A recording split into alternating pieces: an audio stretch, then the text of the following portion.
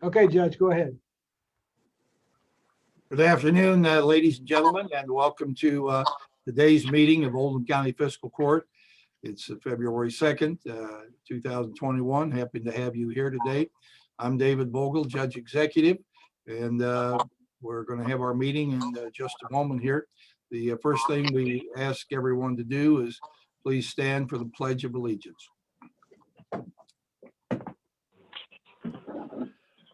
I pledge allegiance to the flag Flag of the United States of America and to the republic for which it stands, one nation, under God, indivisible, with justice liberty and justice for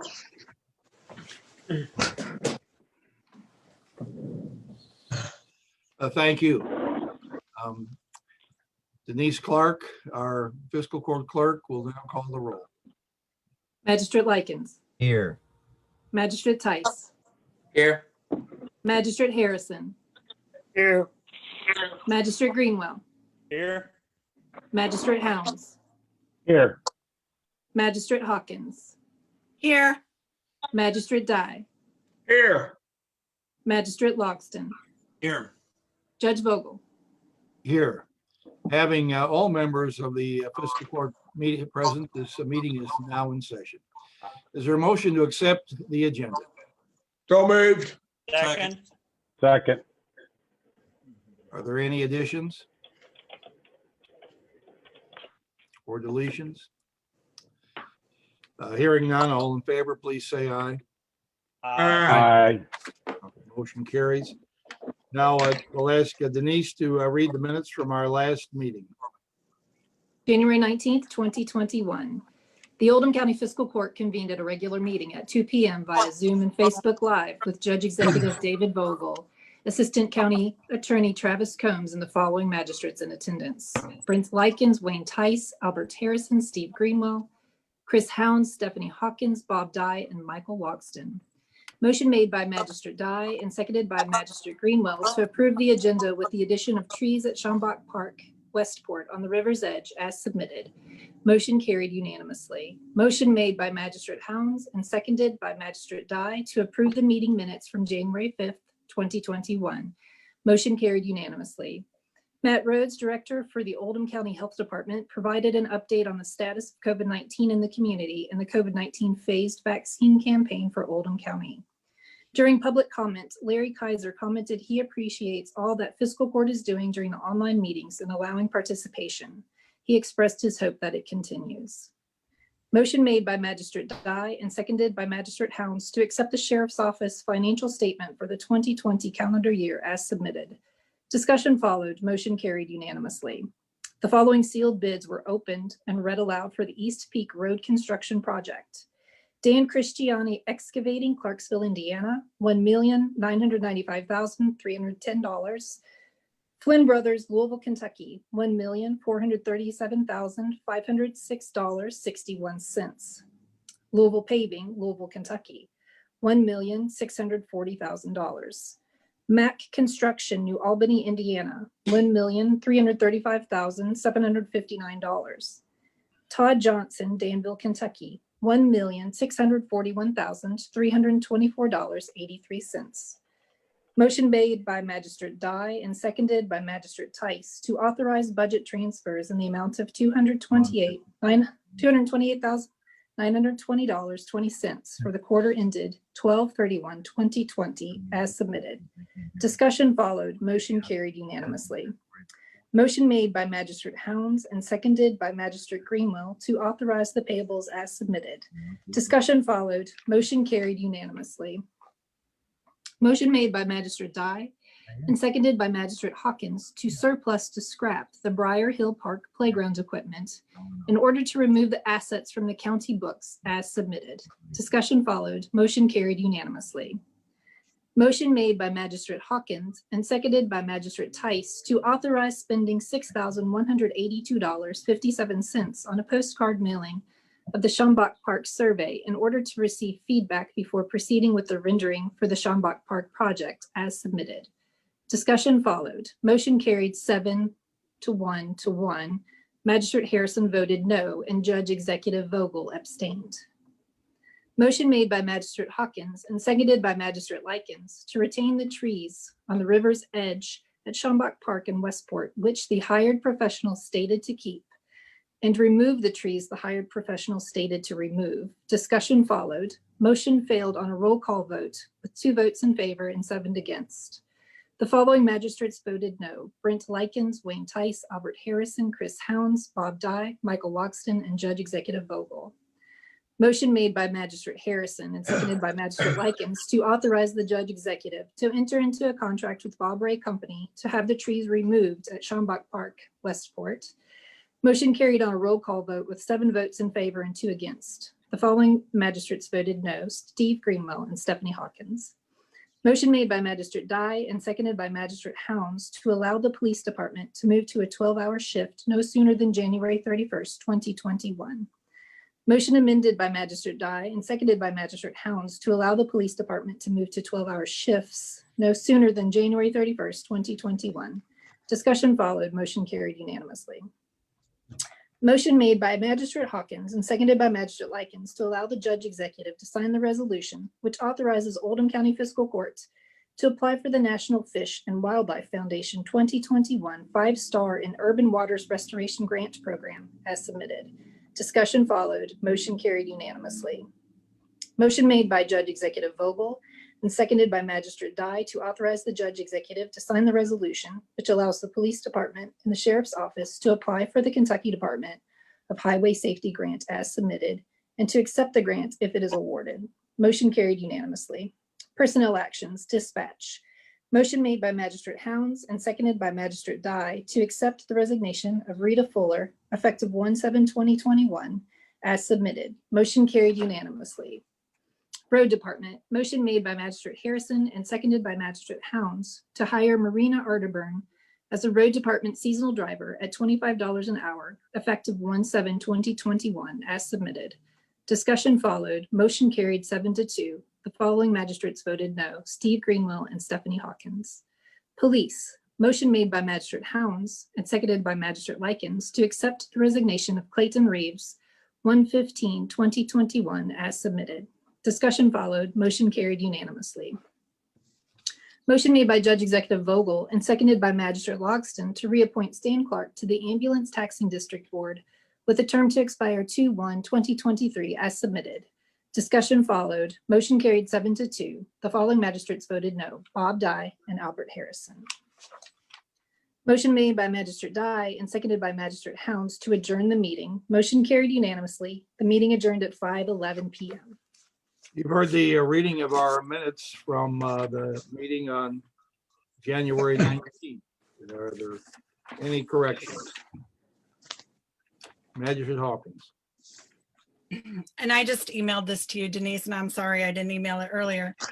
In my comments, could you add the line after the word easy, comma, which ends up not being easy, comma, way out? Yes. Thank you.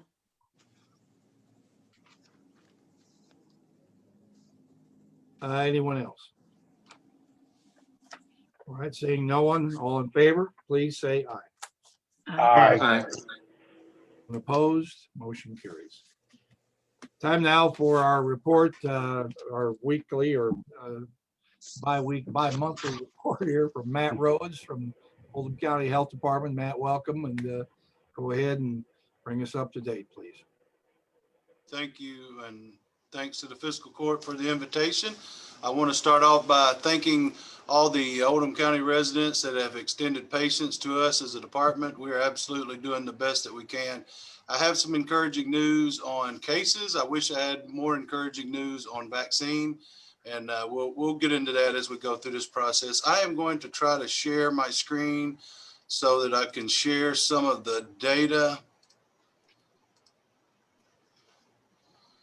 Let's see, I have a myriad of things here. Can you all see the PowerPoint presentation that shows our building?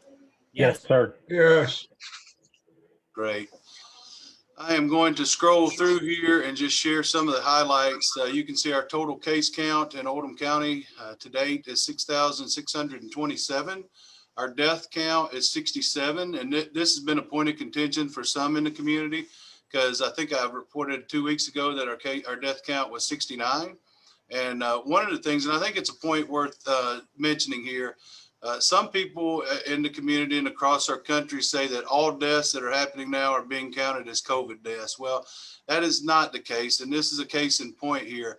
All deaths that are individuals that have COVID are reported as COVID related deaths. But then when they go to the state, there is actually a mortality review committee that reviews every death. And in some cases, they determine that they're not COVID, they're not necessarily related to COVID, that some individuals are in the process of dying anyway.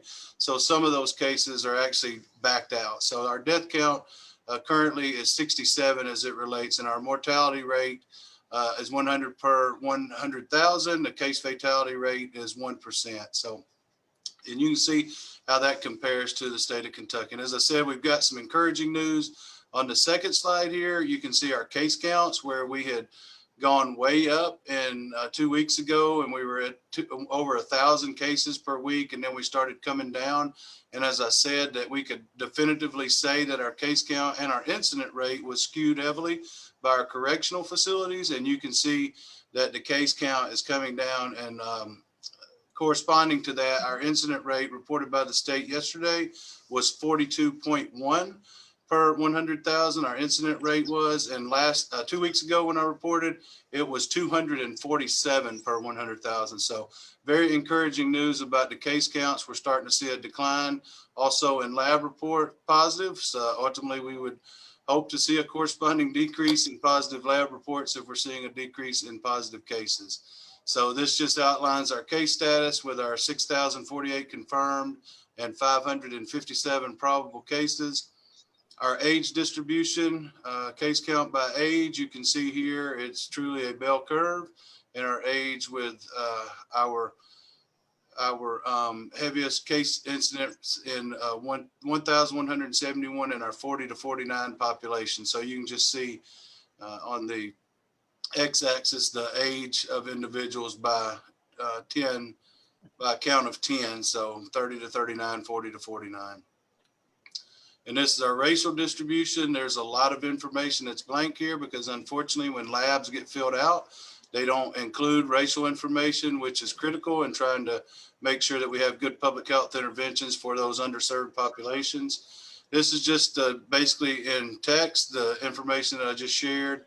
You can see the distribution by sex is largely skewed to male, 64.3, 4,264 males, 2,301 females. Our average age of our cases are 42.3, a range of 2 months to 99 years. And you can see the racial distribution there. And as I said, there's some data that's missing.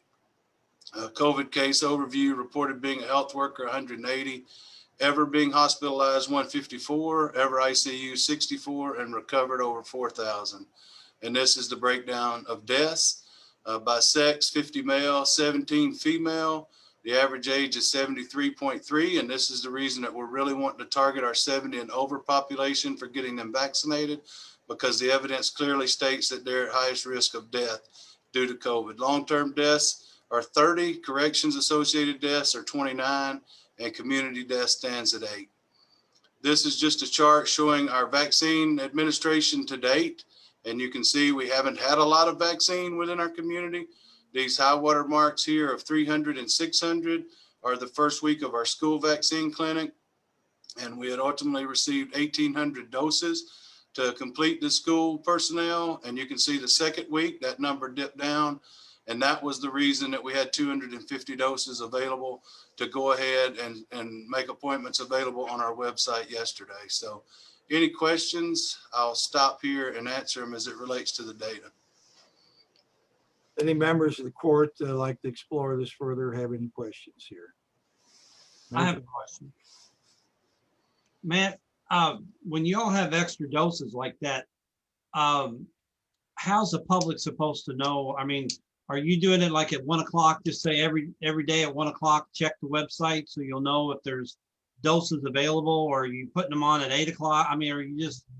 Yeah, that is a limitation in our market, being able to communicate broadly I was very careful. I did not want to put it on the Louisville news streams. I did reach out to Oldham area, but we posted it on our website and we also posted it to Facebook. We were very clear that we wanted to focus on our 70 and older population, and we were going to make those appointments available online. When we opened it up for those 250 appointments, we also knew that the people that were in Tier 1B, the other healthcare workers and first responders and school personnel that were still eligible could also qualify and register. And we didn't want to put an age limitation on that registration process yesterday. And unfortunately, about 70 individuals went on that were not in the 70 and over range and registered for those appointments. And I'll have to say that by far, the general public in Oldham County is doing a great job following the tier guidance, but unfortunately, we did have some individuals that intentionally logged on and then called us and told us that our system, was in error because it allowed them to register, and some said that they registered a family of 4 from 18 to 44, and that our ignorance was, on exhibit because we allowed them to register. We tried to explain to them that it was because we had some individuals that were below 70 that still were in Tier 1B that were eligible. So today we had to go back and cancel those appointments and make sure that we rescheduled the ones that were healthcare workers and so forth. So there was a bit of, and we're trying to be very clear in our communication on the website when we post those. And we had to that point said that we would post those vaccine appointments at Friday at 1 o'clock on our website. But I made the decision after over the weekend that I felt like I would rather go ahead and see who could sign up and schedule those appointments based on the communications that we could push out, rather than hold those until Friday and be able to administer them the following week. Our goal is primarily to get vaccine in willing people's arms. And so we pushed that out on our website. And you might think that word of mouth is not strong, but those 250 appointments filled within 55 minutes. Patriot Hawkins. Hi, Matt. Hello. I think you said the overall cases are 6,600, the recovered are 4,200. Yes. If there's those other 2,400, are they supposed to report back to you that they no longer have symptoms, that they've tested negative, or what happened to those folks? Yeah, they're either in process. Some of them we do lose contact with, but we know that over a period of time that they will basically age out as a contact. There's criteria that's very explicit around all of those details, but most of them, we do have a process of tracking them, and we send them a quarantine letter, and then we let them know when they're released from quarantine and or isolation. So that there, that period of individuals that are still in an active stage, we're following them along that stage of the process. Okay. And what's the easiest? I had somebody call me this morning. He said he's 74. He got a notification on his phone saying that the 250 vaccines are no longer available, but he stated he didn't get anything initially stating that they were available. So what is our best way, in your opinion, to communicate that they are available to our constituents that are interested? Yeah, and one of the things that we may be able to ramp up, I think my team did push it out to both Mayor Black and County Judge Executive Vogel. We may be able to push that out to the other elected officials to share that, but we're limited in our communications platforms here in Oldham County. So I did reach out to the Oldham area. We used our website to push that information, and then we also posted it on our Facebook page. And I thought, well, maybe this will give an opportunity for it to sort of self-level, so the appointments won't fill so quickly. And as I said, those 250 available appointments filled in less than an hour. That would be really appreciated if you did include us in that notification. Excellent. What I can do is make sure my new communications PIO, Kristen Gibson, can put together a listserv. And when we push those notifications out, we can just include you all and it'll push to you. And then you can push it to your constituents. Unfortunately, we just don't have enough vaccine to serve everyone. And I mean, it's great that Oldham County has an aged population. We are the healthiest county in the state of Kentucky, thankfully, and that's largely due to the fact that people live longer here. And that means that we have more individuals to serve. So you may hear other counties where those over 70 have been served and actually issued a vaccine already. And it's simply just a matter of numbers. The demographics show that we have more over 70 population than a lot of other counties. So, and to some of the counties that are really small, they have fewer 70 and over population. But I know the vaccine availability is an issue across the state. I meet with the local health directors across the state weekly, and this is an issue for everyone. We just simply cannot get the vaccine quickly enough from the federal allocation to be able to administer. Magistrate Tice. Yes, my question was going to be, as being one of those that's over 70 myself, when I called on Friday, I was informed that there was no vaccines. They were for the medical people, but that then there was no sense calling back. So I haven't bothered you all, but all of a sudden you've just said that somehow or another you had vaccines that were available on Monday. And what should I do as an individual now? Should I check with your office every day, and at what time, if so, or what? Yeah, the best thing to do is check our website daily. We're trying to stick to the plan to actually update it Friday. And whoever you spoke with on Friday was absolutely right. We did not plan to have vaccine.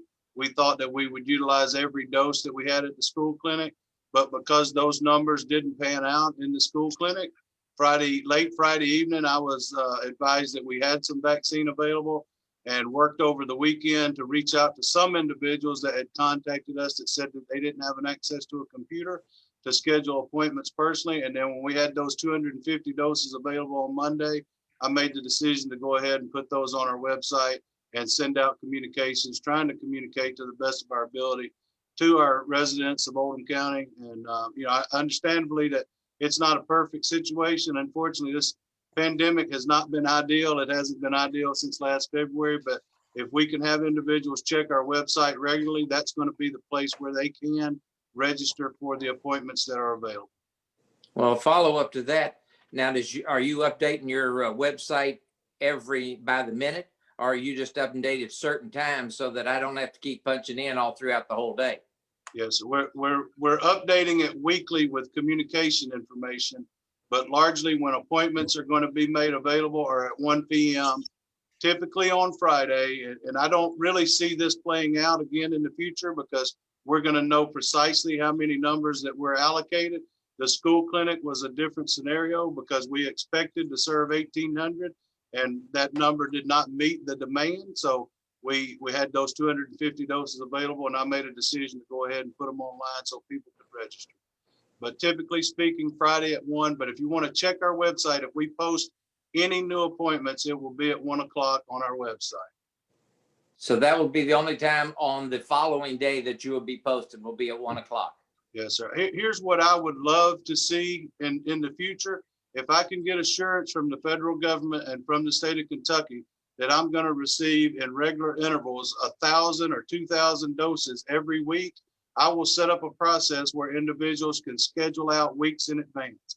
But without knowing that, if I allow that to happen now, there's been such a crisis with not being able to get vaccine, it would create double the administrative work to have to go back and cancel all of those appointments. So hopefully this eases over time and isn't such a critical demand of such scarce resources, but we're doing the best that we can to communicate it, throughout the process.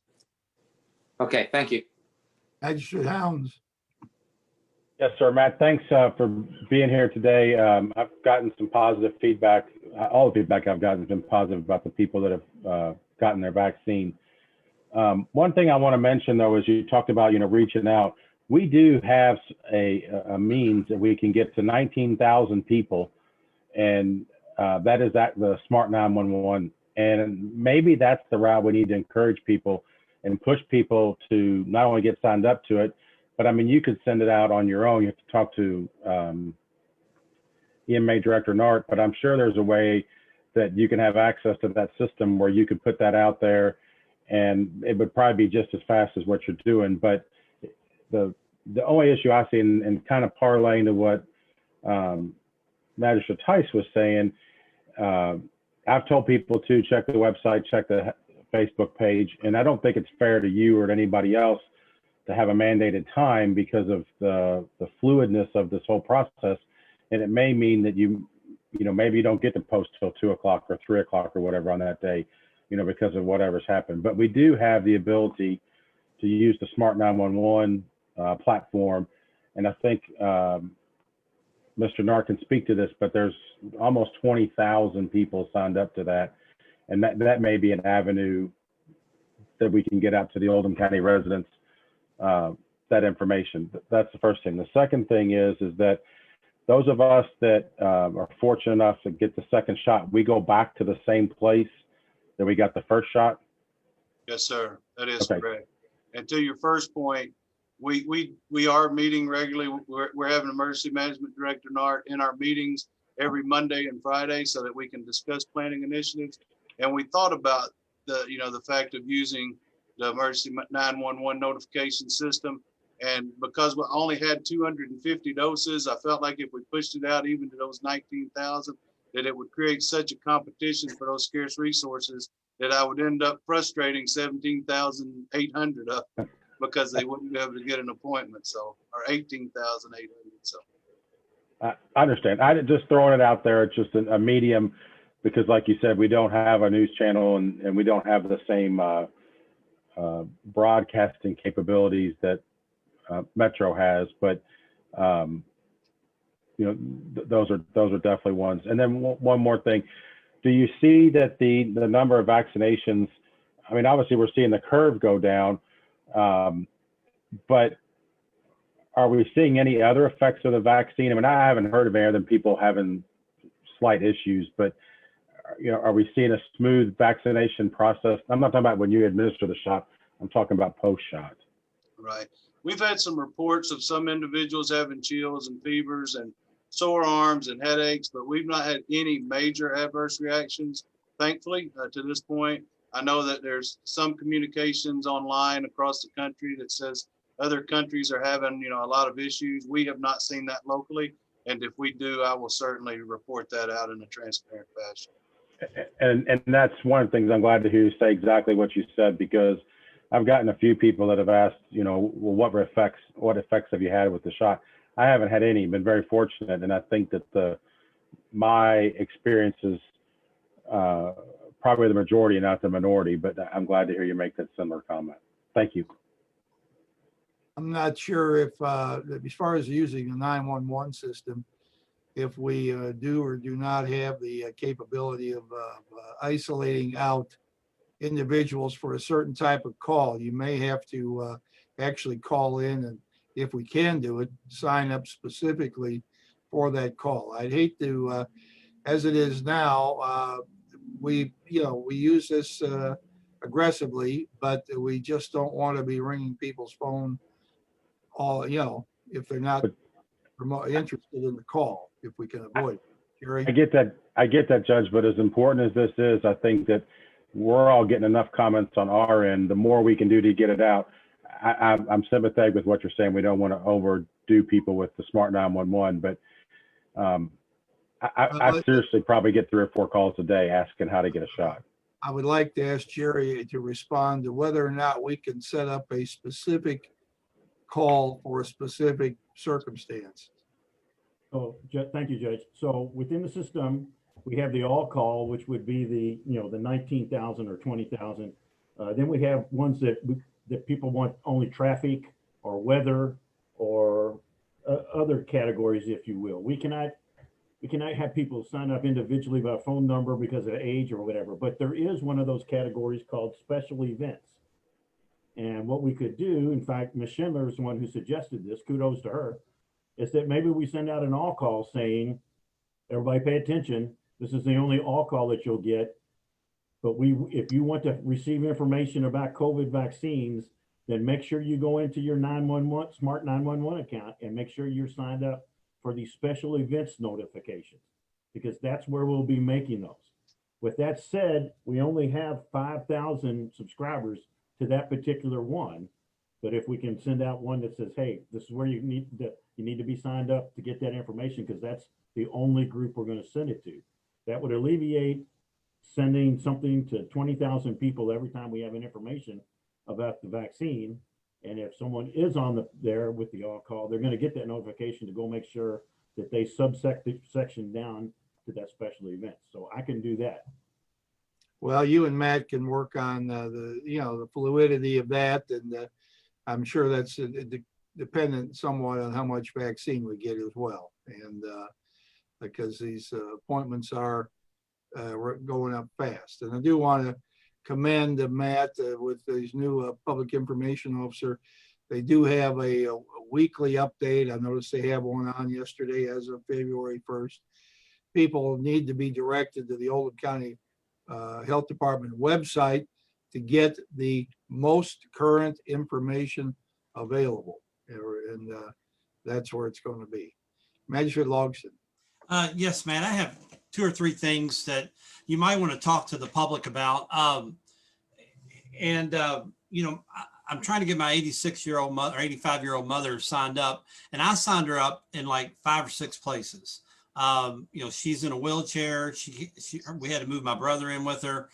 This is just bringing it to a point. And he's got kids going to school, so she's a sitting duck.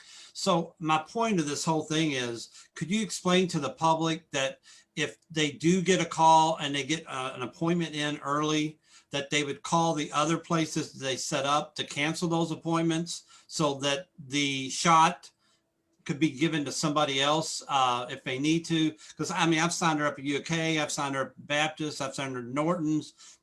Every place I can, anytime somebody calls, I sign her up.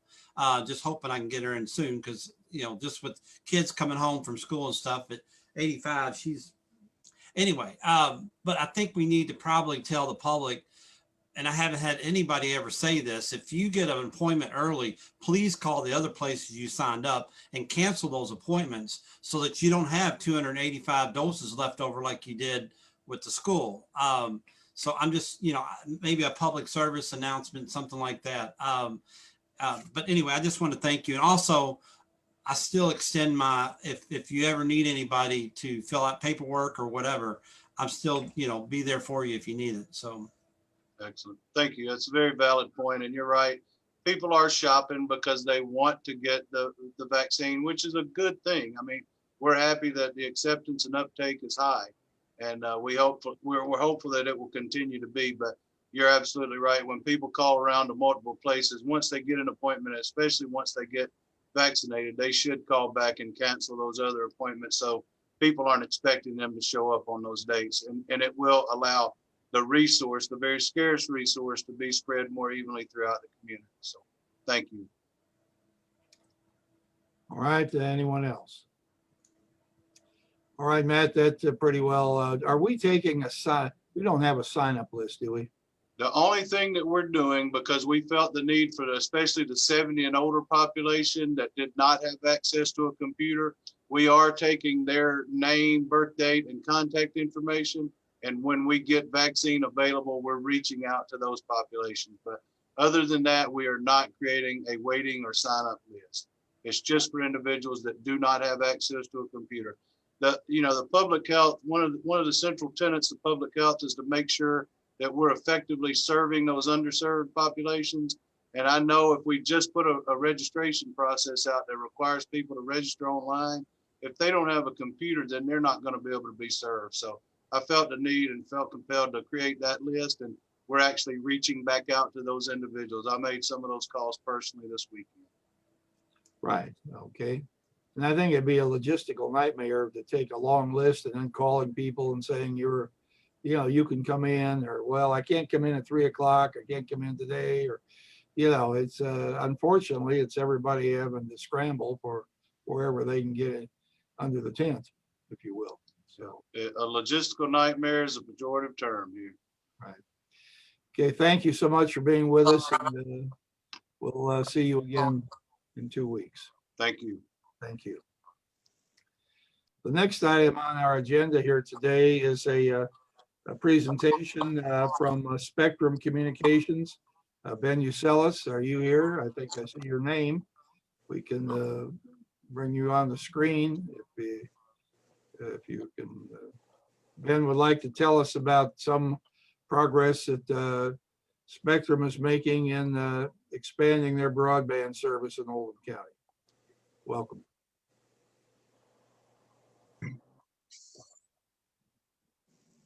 How about now? Can y'all hear me okay? Yes. Go ahead. Yeah. That's better. Okay.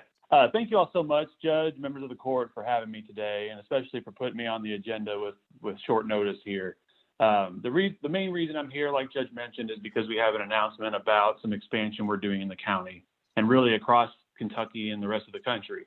And then I figured that would be a good time as any to give kind of a general update on broadband expansion, rural broadband, and different things that we're doing at the local, state, and federal level. So I have a presentation here. Let me try to share my screen and see if this works. Okay. All right. Okay. So hopefully y'all can see that okay. The first sheet here just gives some general information about our company in Kentucky and you know, all of that. Get over here. So expanding broadband access. This is an issue, Judge, you and I have talked about this for as long as I've been in this job, which is about a decade. And it's an issue that we deal with across the country, across the state. I meet with counties constantly to talk about things we're doing, things we can do to address the issue. It's one of those issues where it's just expanding broadband to areas where it's not economically feasible, and what do we do about that? How do we address this issue? So we have been expanding our broadband service over the last 2 years. We've extended to over 1.5 million additional homes and businesses across our footprint, and 30% of that was in rural areas, according to the FCC definition of rural area. That includes 32,000 additional homes and businesses across Kentucky over that period. We have hundreds of ongoing projects, but as I mentioned, there are certain projects in Oldham County and throughout the state where it's just so expensive and so costly to extend service. So how do we address that?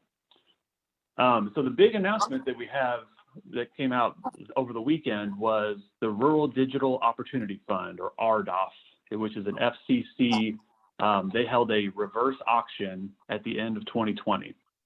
What this did was it paired federal funding with investment from broadband providers to target census blocks where the FCC had determined that no homes existed that had broadband access. So that's one important thing to know right off the bat is the FCC defined what areas were eligible for this funding, and it was only those census blocks where there were no homes, not even one, without broadband access, and they defined that as having at least 25 meg download speed. So in Kentucky, we were proud to be the largest recipient of RDOF funds across Kentucky. We received $58 million across the state, and we will to expand to almost 31,747 Kentucky homes that don't currently have access to broadband today. So with that influx of funding from the federal government, we are committing over $100 million of our own capital to pair with that funding to make those projects complete.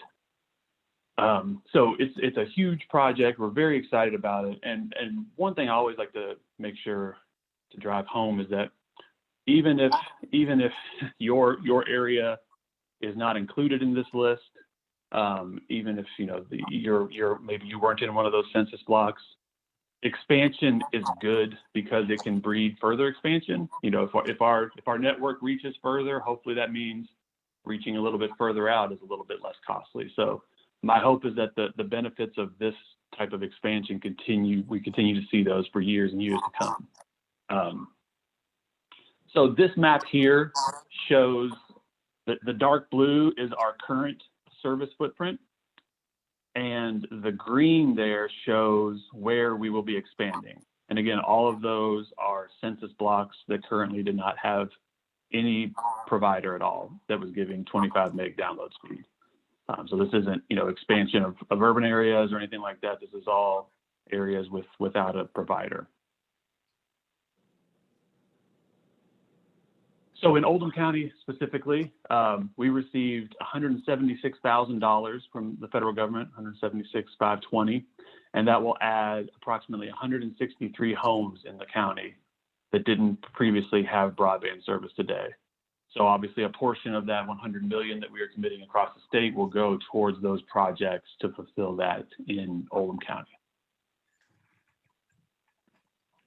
So here you see the map here, and this green section, it's the top northeast part of the county is where those census blocks were. I should have pulled the full map. There were only a couple other census blocks throughout the county. I believe the company of SpaceX received a couple of them. But this was, I think, one of the biggest chunks and of the few chunks that were in Oldham County available for funding. So we got that.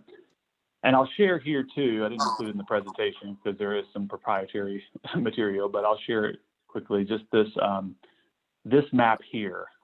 It's kind of hard to see, and obviously it's not zoomed in, but anything here within the blue lines, the shaded area, is what we currently serve in the county. That's where our current service footprint is. So we will be adding this green patch at the top through this RDOF funding. And again, it's our hope that, you expand your network and hopefully that makes further expansion more possible. And there are other things we are doing. I'll talk about that shortly to help with this project and potentially other projects that we could do to help expand broadband through the county and through the state. Back to this here. I'll run through the rest of this and then I'll open up for questions and everything shortly. This just talks about our services, which many of you know, but it is important to note that anytime we expand our broadband, whether we're expanding it with our own funds, with federal funds, state funds, whatever we can use, anyone who connects to our network gets the full width of our service products. So full broadband, at least 100 meg speeds, up to a gig at home, mobile service, voice service, video service, all of that. There's no, lesser product that we use for extending out. If you're connected, you get it all. These are just some of the other programs we've launched. Some of them beforehand, some of them are more recent to help close the digital divide. So what we mean by that is less the reaching out of our service to rural areas and more cost effectiveness and other issues that keep people from being connected. Spectrum Internet Assist is a low-cost broadband option for eligible families and seniors.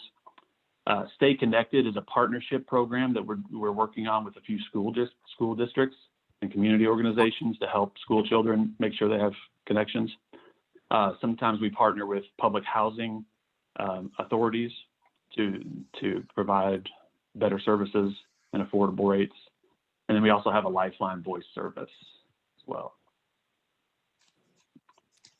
So I put the road ahead here because, as I mentioned, this is a major construction project. And so please know this won't happen overnight. And especially when you're dealing with federal government funds, it can take a little while. But we are working currently, there was a requirement that all providers obtain what's called an eligible telecommunications carrier status. And so that's something we're working on getting from the PSC. Basically, before we start any construction on these projects, we have to achieve that achieve that status from the PSC. Another thing we're working on at the PSC level is working on streamlining the process for us and all providers to attach to utility poles for the purposes of deploying broadband. So particularly in rural areas and expanding service in these types of situations, poles become the lifeline of broadband. And we don't own our own utility poles. We are connecting usually to utility poles. And so there's a process, it's called make ready work, which basically involves, the engineering and design needed to determine where our lines can go, where other lines need to be moved, does a pole need to be replaced? If so, usually we bear the full cost of that, even though we don't own the poles. And there's just a whole lot that goes into it. And so we're working with the PSC to somewhat streamline that process, make it easier for us to attach, make it so that there's not as many delays, not as many significant cost burdens. We have great partnerships with LG&E, KU, Shelby County Broadband. But we just want to make sure there's kind of a set rules of the road for this. So this is something we're working on with the PSC. Several other counties and organizations have provided their support and reached out to the PSC to support this rulemaking, including KCO and several other counties. And so then obviously, as we move forward with this process, any permitting needs and other construction elements, there may be needed as well. And so I mentioned, this RDOF project is a big piece, and we're excited about being able to expand, but that's not all that we're doing. One big thing we're working on in Kentucky is a state broadband grant program. This was put in place by the state legislature last year, and we're hoping to get it funded this year. We were pleased to see Governor Beshear put $50 million into his proposed budget for it, and we're hoping that we can get even more put in there through the legislative process. That would be a similar type program as this RDOF, but just at a state level, dedicating funds to help providers provide this last line of service out to rural areas that don't have it. We've seen similar programs work really well in other states and other areas, and we're hoping that can do the same here. Additionally, this is the quote unquote phase one of this RDOF process. So we'll see, I think the next phase could happen as early as this fall. So obviously anything like that, we will continue to be, aggressively involved in. Like I say, we were the biggest recipient of funds in the auction for this past round. And so basically, we're looking at a problem here that has a cost that's too high, right? To build out to all the areas we'd love to build out to. So we can work on trying to minimize the cost, which is, sort of what we're doing through the PSC, and any other ways we can find to streamline processes.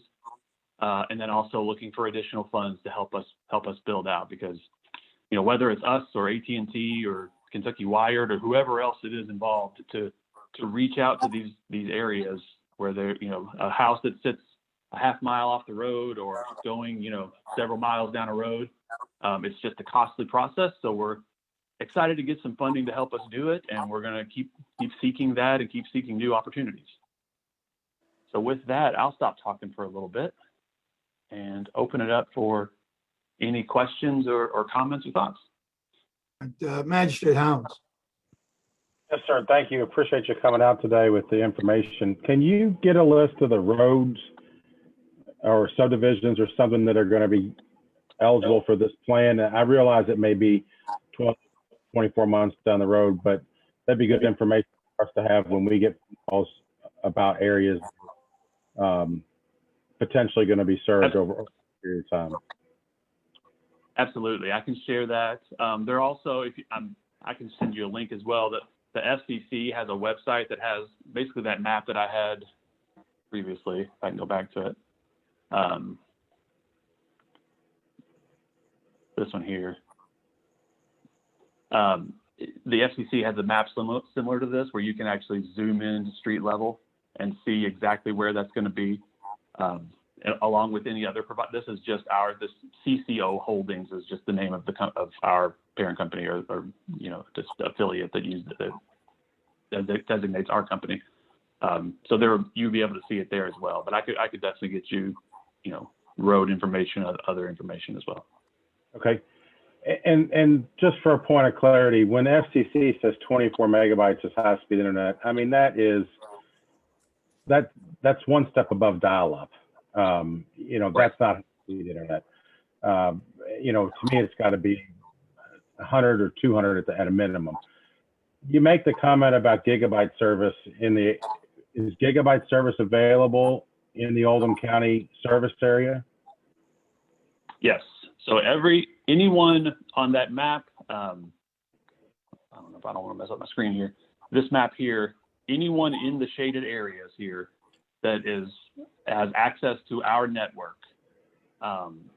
First of all, their minimum speed, I think our minimum speed here is 200. Definitely no lower than 100. So if our minimum speed here is 200, and they can go up to, we have a residential gig product that provides gig type speeds, gig level speeds at the resident level. Okay, well, I looked online because two things I'm going to say, and I just ran a speed test, and I'm supposed to have 200, and I get it that I'm on a Zoom call. My wife's around the corner in her office, but I got 79, and I'm paying for 200. I don't think I'm getting my full 200 speed when I should be getting my full 200 speed. I get it that there's going to be peaks and valleys, but it just doesn't seem like that I'm getting the full speed that I'm paying for.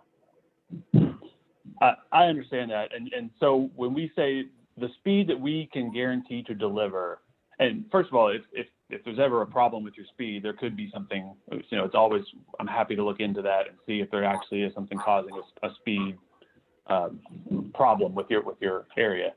But also when we say 200 megs or a gig or whatever, all we can guarantee is the speed delivered to your door, basically. And then once it gets in there, if it's over Wi-Fi or I probably have one of the more sophisticated networks inside a home. I run an Eero device, if you're familiar with that, and yeah. I'm pretty sure that my equipment on the other side of the wall is of a quality that could accept the speed. Are you all building out fiber anywhere in the county? So this will be a mix. Our network is a mix of fiber and coax. It's fiber. It's called fiber to the node, basically. So it's fiber running down the roads, and then it goes to a node, and then coax goes to the home, which we use that network is what we use across our whole footprint to deliver these gigabyte speeds. We will do fiber directly into commercial customers, or anyone willing to pay. I guess even if a residential customer wanted to pay a fiber to the premises rate. So we do fiber to the business, but our whole network is a backbone of fiber. And then once we get down into the street level, the block level, we'll connect to a node, and then it's coax from there to deliver those speeds. Okay, and I guess so in the future, when those folks that you're going to be doing the expansion to, they're basically going to be receiving 25 meg or better. They're not going to be into the 200s and the gigabyte service. No, they will receive the full speed that anyone else does. So when this green patch up here, when we connect those folks up there, it'll be connecting them like we connect anyone else on our network. Okay, and then what I'm struggling with you all is when I have a constituent that calls and they want spectrum, they want high-speed internet. It seems like when they call, they get various numbers of what the construction cost is going to be from inside their neighborhood back their driveway or whatever the case may be. And I don't understand how that cost varies and why in some of the areas, when back several years ago, I was always told if there were so many homes per drivable mile that you guys would run service to those areas. We've got some areas that are on this map that you guys have service close to. It would just seem like you'd want to expand into those neighborhoods. Fable Lane, I can't think of the neighborhood. Judge, the lady that sent us an email a couple weeks ago, not Fable Farms, what is it? Mayfield Mayfield Farms. I mean, there's internet in the neighborhood, just not to the whole neighborhood. So that's, yes, I understand what you're saying about the varying cost. And sometimes it's difficult if you call in and you're looking at, or the representative that they're talking to is looking at a desktop survey, basically looking at a souped up Google Earth type survey, and is zooming in to try to see what construction costs would be required to build out. It's difficult to estimate without actually going out and walking it and looking at the poles, because like I was mentioning before, it might be that there's 3 poles that need to be hit in order to reach that home. And when you walk out and look at it and they run the engineering design for it, we find out that we have to replace one or more of those poles. We had a situation recently, I think it was around Georgetown, Kentucky, where this exact scenario happened, where we thought it was going to be about $6,000 to extend to an area. And once we got out there, we realized some poles needed to be replaced, and it nearly doubled the amount. So this is, it's not a pretty process, because you just have to go and look at each case, especially when you're dealing with extremely rural areas. You just have to look and see, go out and look and see. So the best thing I can tell you, and I know it's not a perfect process, but the best thing I can tell you is please feel free to send that information to me.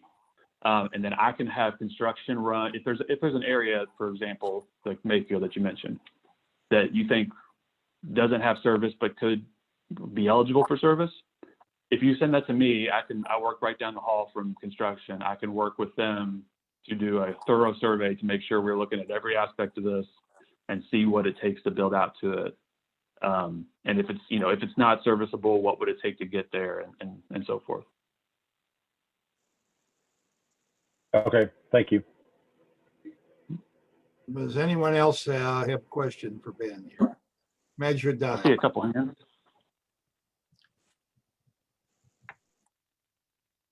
Bob, you're muted. I think you might be on mute.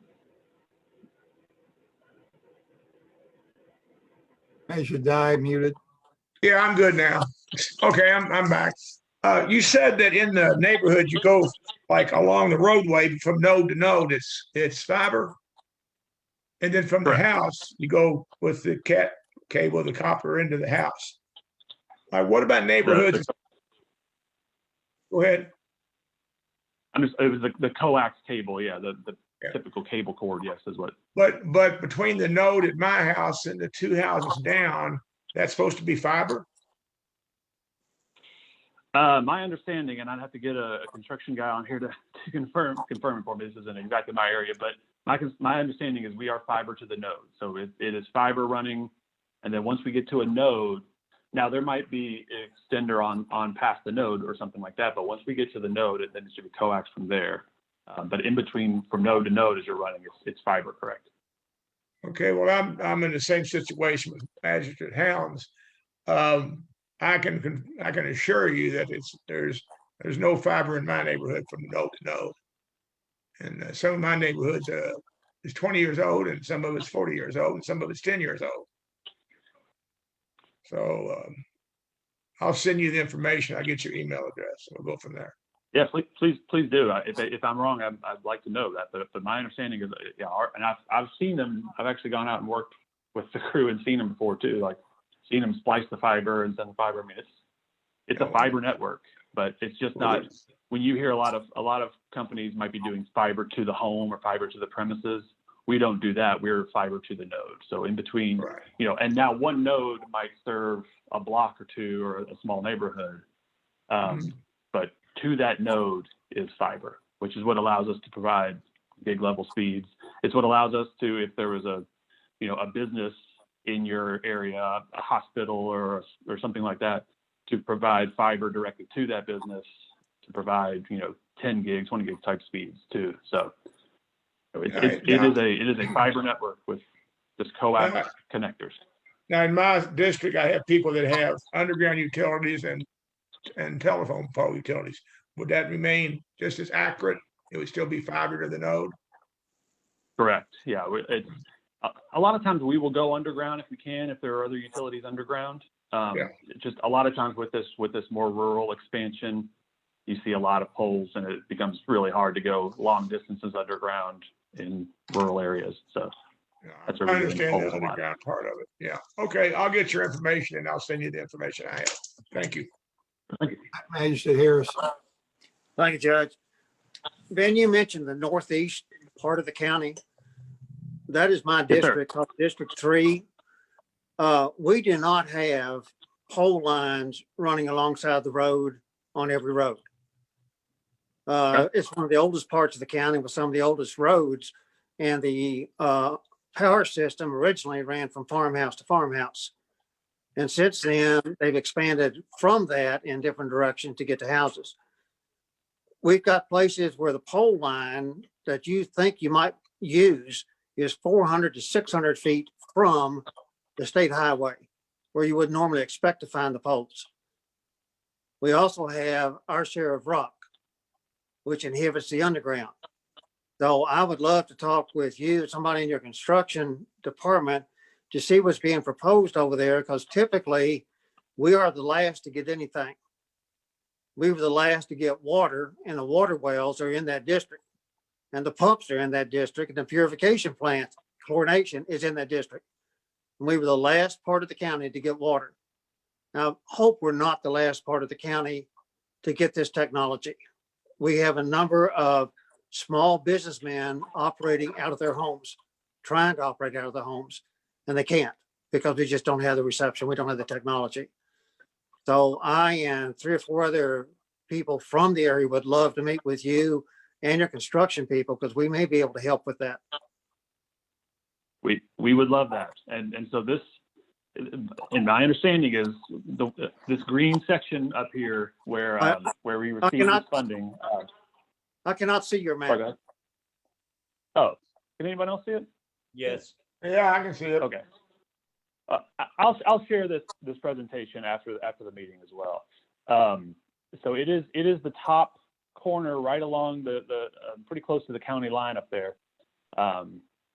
And so, you know, and again, the way these were picked by the FCC was, I guess, in order for them to ensure that the funds went to areas without any current service that was, again, 25 meg or above, they picked census blocks where there were no residents receiving that level of service. So if yours is an extremely rural section, that would make sense as to why it was one of the ones chosen for this. But, you know, my understanding is that our team looked at what was proposed by the FCC, looked at what we could do, and bid on those areas accordingly. So we bid a certain amount of money to be able to serve this area, and then the federal funds we received to match it. And then over the next couple of years, we're going to work on building that. So again, we have to receive this ETC status from the PSC, and there are some other things that are in place. And frankly, how this PSC level decision comes down might impact how quickly we're able to do this. But my understanding is that we are, by the end of this year, early next year, our hope is to start building, if we can, or in the next 2 to 3 years, start this process. And obviously, as this moves forward, as we receive more information about when construction is starting, where we're going to be doing it, all that, I'll be looping all of you all in, and you especially, to make sure that you're aware of what's going on. If there's any way you can help us, I'll be reaching out for that as well. So I really appreciate that. Well, I would love to have your contact information. I'm assuming the judge has it. I can get it from him. But it would be worth both our interest to take a tour someday out there. I can show you places you won't believe. I'd love it. That'd be great. I'll bring my construction team out there too, because they're far more knowledgeable than I am. Yeah, bring your Kevlar. You'll think you're in Eastern Kentucky. I should agree. Well, Thank you, Judge. Ben, you mentioned in your presentation that you would be using utility poles from different companies, and you mentioned Shelby. Is that Shelby RECC or Shelby, did you say Broadband? I'm sorry, it would be Shelby RECC. I mentioned Shelby Broadband, but I assume that the poles would be owned by the Shelby co-op. Yes. Okay. I just had pulled a list of ones that I believed might touch Oldham County. Obviously, it's primarily KU and LG&E, but there might be some Shelby as well. There is some Shelby RECC in a very remote part of the county. Gotcha. Yes. Yeah, that was what I was referring to. Thank you. I think I did say Shelby Broadband. I meant Shelby RECC. all right, does anybody have any further questions for Ben today? All right, well, it's just going to take a while to get going. Can't flip a switch, but we're glad something is going to happen up in this part of the county. We're trying to get broadband expanded throughout our county. with charter and other services. So we're trying to be responsive to the wishes of the people in our community and the need for this type of communication, which is getting more and more pervasive and more and more critical. Ben, thank you for being with us today and bringing this to our attention. And please keep us up on any developments that come forward. Will do. Thank you so much, Judge. Thank you all very much. The next item on today's agenda is some presentation from our Oldham County Extension Council. And let's see, we have Tracy, your long wait is come to an end here, and you finally are on stage. So welcome to the Fiscal Court, and go ahead with what you'd like to tell us today. Hey, thank you, Judge, and good afternoon, Judge Vogel and members of Fiscal Court, and also the general public who are on listening this afternoon. I'm Tracy Misson. I work for Oldham County Cooperative Extension. We're part of the University of Kentucky. And I'm here today just to give you an idea of some of the programs that we have been doing over the last few months and maybe give you some idea of things coming up. We had two 4-H club members. They were Carrie Olds and Freya Eisenhart, who represented Kentucky at a national horse judging contest over the last few weeks. Before the Christmas holiday, we did activities with youth, which involved providing take-home kits where they could assemble, I would call them Santa's workshop type items, to be gifts for their family members. Those were provided to over 150 kiddos and also included the ESL class at LaGrange Elementary. And then shifting gears kind of more toward my wheelhouse, agriculture. This is the time of the year where we do a lot of certifications that many farmers are required to have, and that includes private pesticide applicator training. So we've done several of those trainings virtually so far. We'll have a couple more of those, and then kind of as a cleanup, we'll offer in-person individual appointments for those who don't really have good internet access, or those who just haven't or maybe not comfortable using Zoom. Oldham County Extension co-hosted a commercial pesticide applicator training and continuing education training a couple of months ago with Spencer County.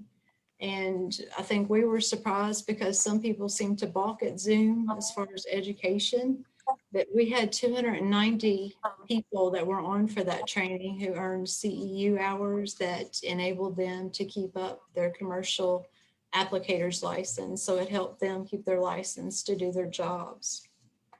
Some of the ongoing projects we have a 4-H Life Skills 101 project group that's meeting right now. This is for middle school age kiddos, and it's focusing on communications, leadership styles, their listening skills, manners, and stress management. Also, there's going on now a 4-H communication program, which helps enable youth to develop speeches and give them good public speaking skills, which are so important. And as always, Oldham County Extension has been processing soil samples for over 100 years now. So farmers, gardeners, homeowners can bring in soil samples to be tested, and then we'll give you recommendations on any amendments that need to go on your ground so you can grow whatever crop or lawn or garden you're growing. And we also assist homeowners, landowners with any vegetable garden needs. If you have an interest in growing something different or new, that's our specialty. And also, maybe a little early to think about it, but we also help with home gardening, canning the vegetables you grow at home, and also freezing those. In Extension, we also are but we have the opportunity to help with community engagement. And some of the things we've done over the last few months is to do a toy drive for High Point Mission. to help them provide toys for kids and gifts for teenagers over the holidays. And through the generosity of our clients, we were able to provide 581 items to them. Also, we had 4-H families who provided 20 complete food baskets for the Good News Home. And we have one of my coworkers routinely goes to High Point Mission and to Grace and Glory Food Pantry to help them with nutritious recipe information, info on how to make nutritious meals for their families. So that's kind of a taste of what we've been up to lately. And I thank you guys for your time, and I'd be happy to answer any questions. Anybody like to ask a question about the activities? A lot of activities underway at the Oldham County Extension. Of course, I'm not sure with the COVID and with your move was a little more than a year ago. If all of the magistrates have had a chance to come through and see your new facility or not. Is there anybody who hasn't been there? Maybe everyone has, maybe most have, but maybe not everyone. But I know you'd be happy to, have them down here. And once the COVID issue passes us by, if it ever passes us by, like we hope it sure does. But all right. So anyway, well, Tracy, anything else you'd like to add today? I'd like to call on Magistrate Greenwell because his hand's up. Oh, I didn't see it. Sorry. Okay, good. That's okay. Tracy, what are your all's thoughts about 4-H camp this year? As it stands now, they're talking like it's a go. I think the plan is to plan for it, and we would have reduced number of campers on site in order to provide for that distancing. And I don't really have any other detail on how they accomplish that, but I know that our 4-H agent, Kelly Woods, has been to several meetings where they're talking and planning for it. So as it stands now, we hope that it's possible. That sounds good. Yeah.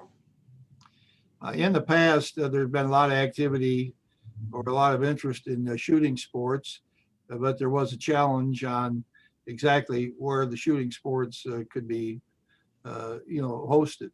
Have you been able to solve that?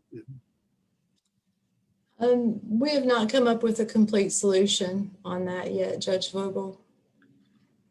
So is that activity discontinued at this point?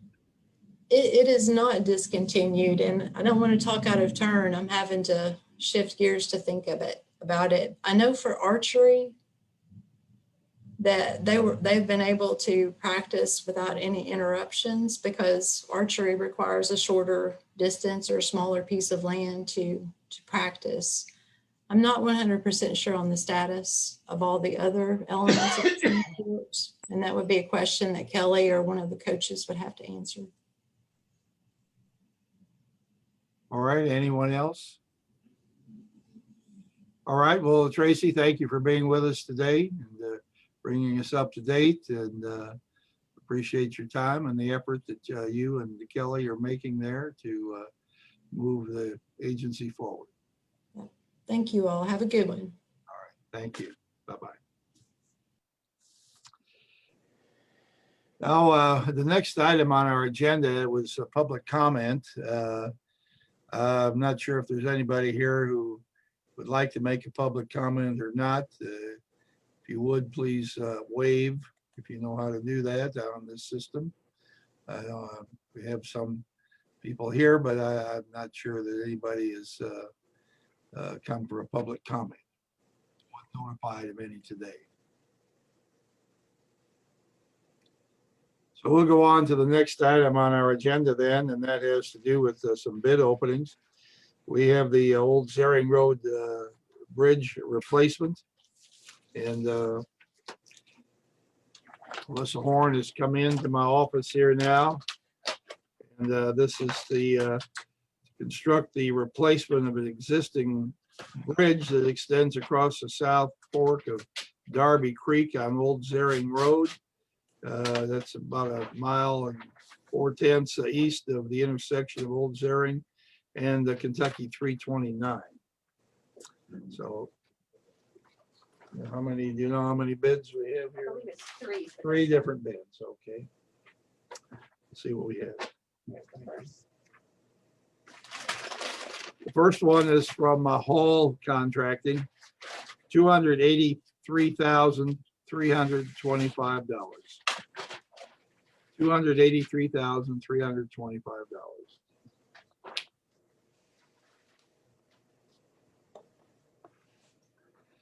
The next bid is from Louisville Paving, $344,000 even, $344,000.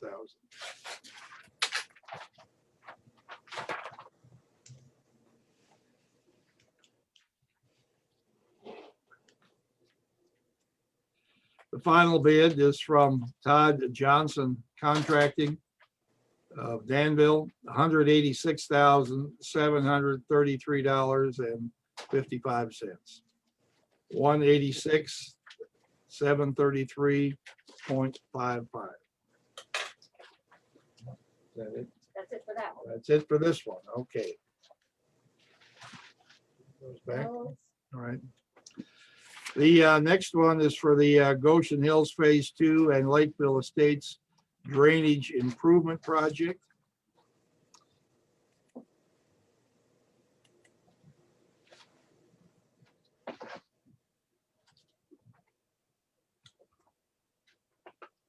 Thank you. First bid is from VTM Engineering, $22,600.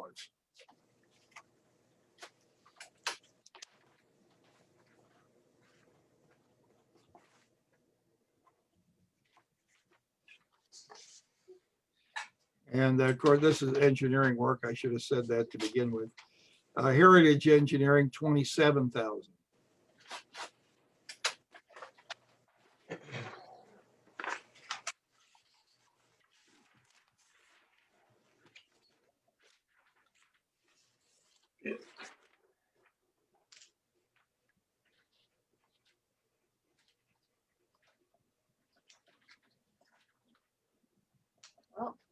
I'm not. Now, finding now it. you know how I feel. Sometimes I look through these, I can't find what the bid is. Let's see here. Jacoby Tombs and Lands. Yeah, we'll start on page 1. Start working our way through here. Maybe they forgot the number.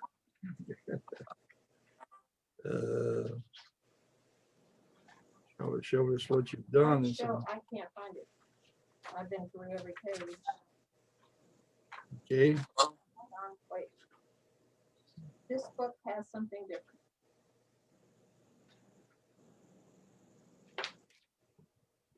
Right? Am I still on the same? Sorry, Judge. all right. 55,000.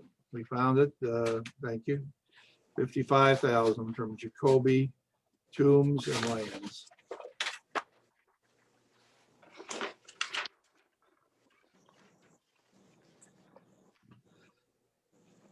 The next bid is from the Klingers Group, $68,990.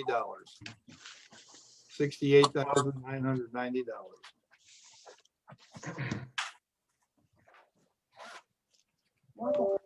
One more.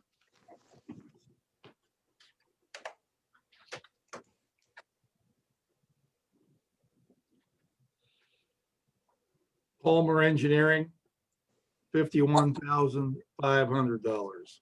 $51,500 from Palmer Engineering. All right, is that it? Yeah, I think so. Yes. All right.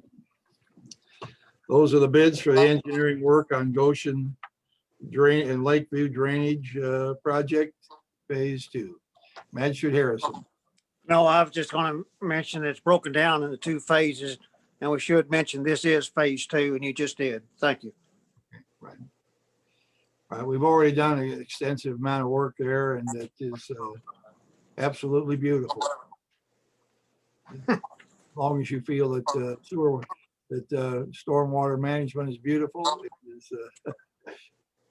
it really gets you excited. I know the people there are very appreciative for solving a long-term problem there. Now we're going to go on to the bid award for East Peak Road, the construction project there.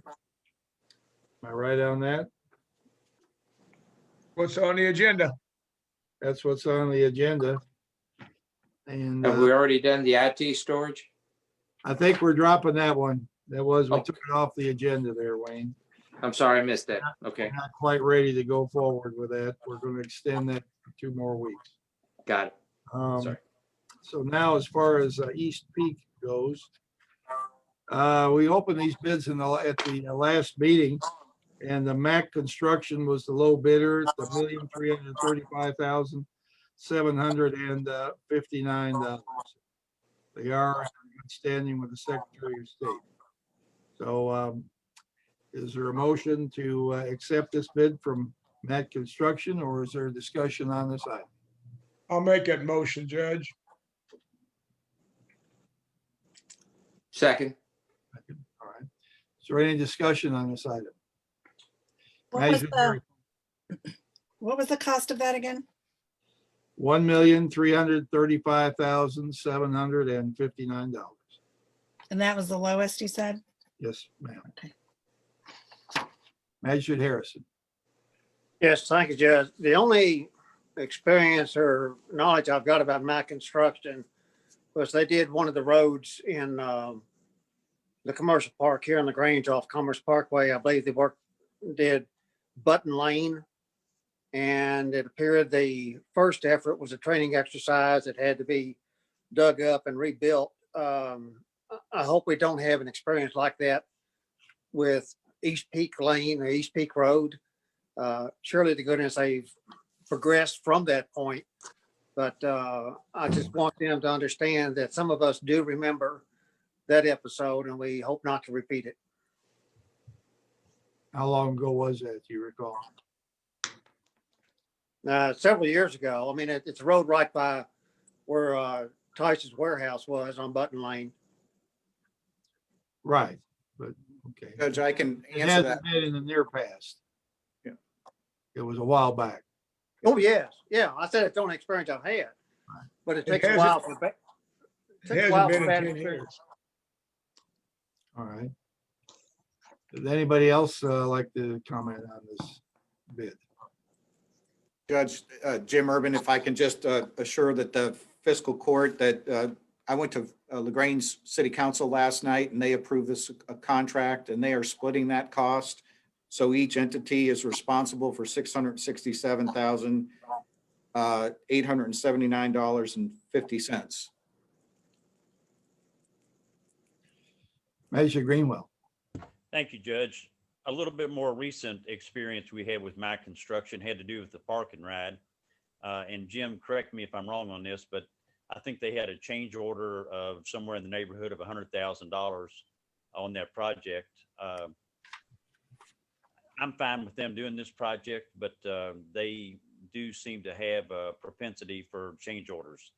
But if LaGrange is okay with it, I am too, with the correct supervision. Yeah, you're correct, Magistrate Greenwell. There was a change order, and that was a discrepancy between what the plan said and what the survey showed, the topographic survey. And so after that, there was really great performance as we monitored that project. So they did do a good job. And the previous project was done by a private developer, not by the county. So when you're working for a private developer, who knows what they were told and what to do.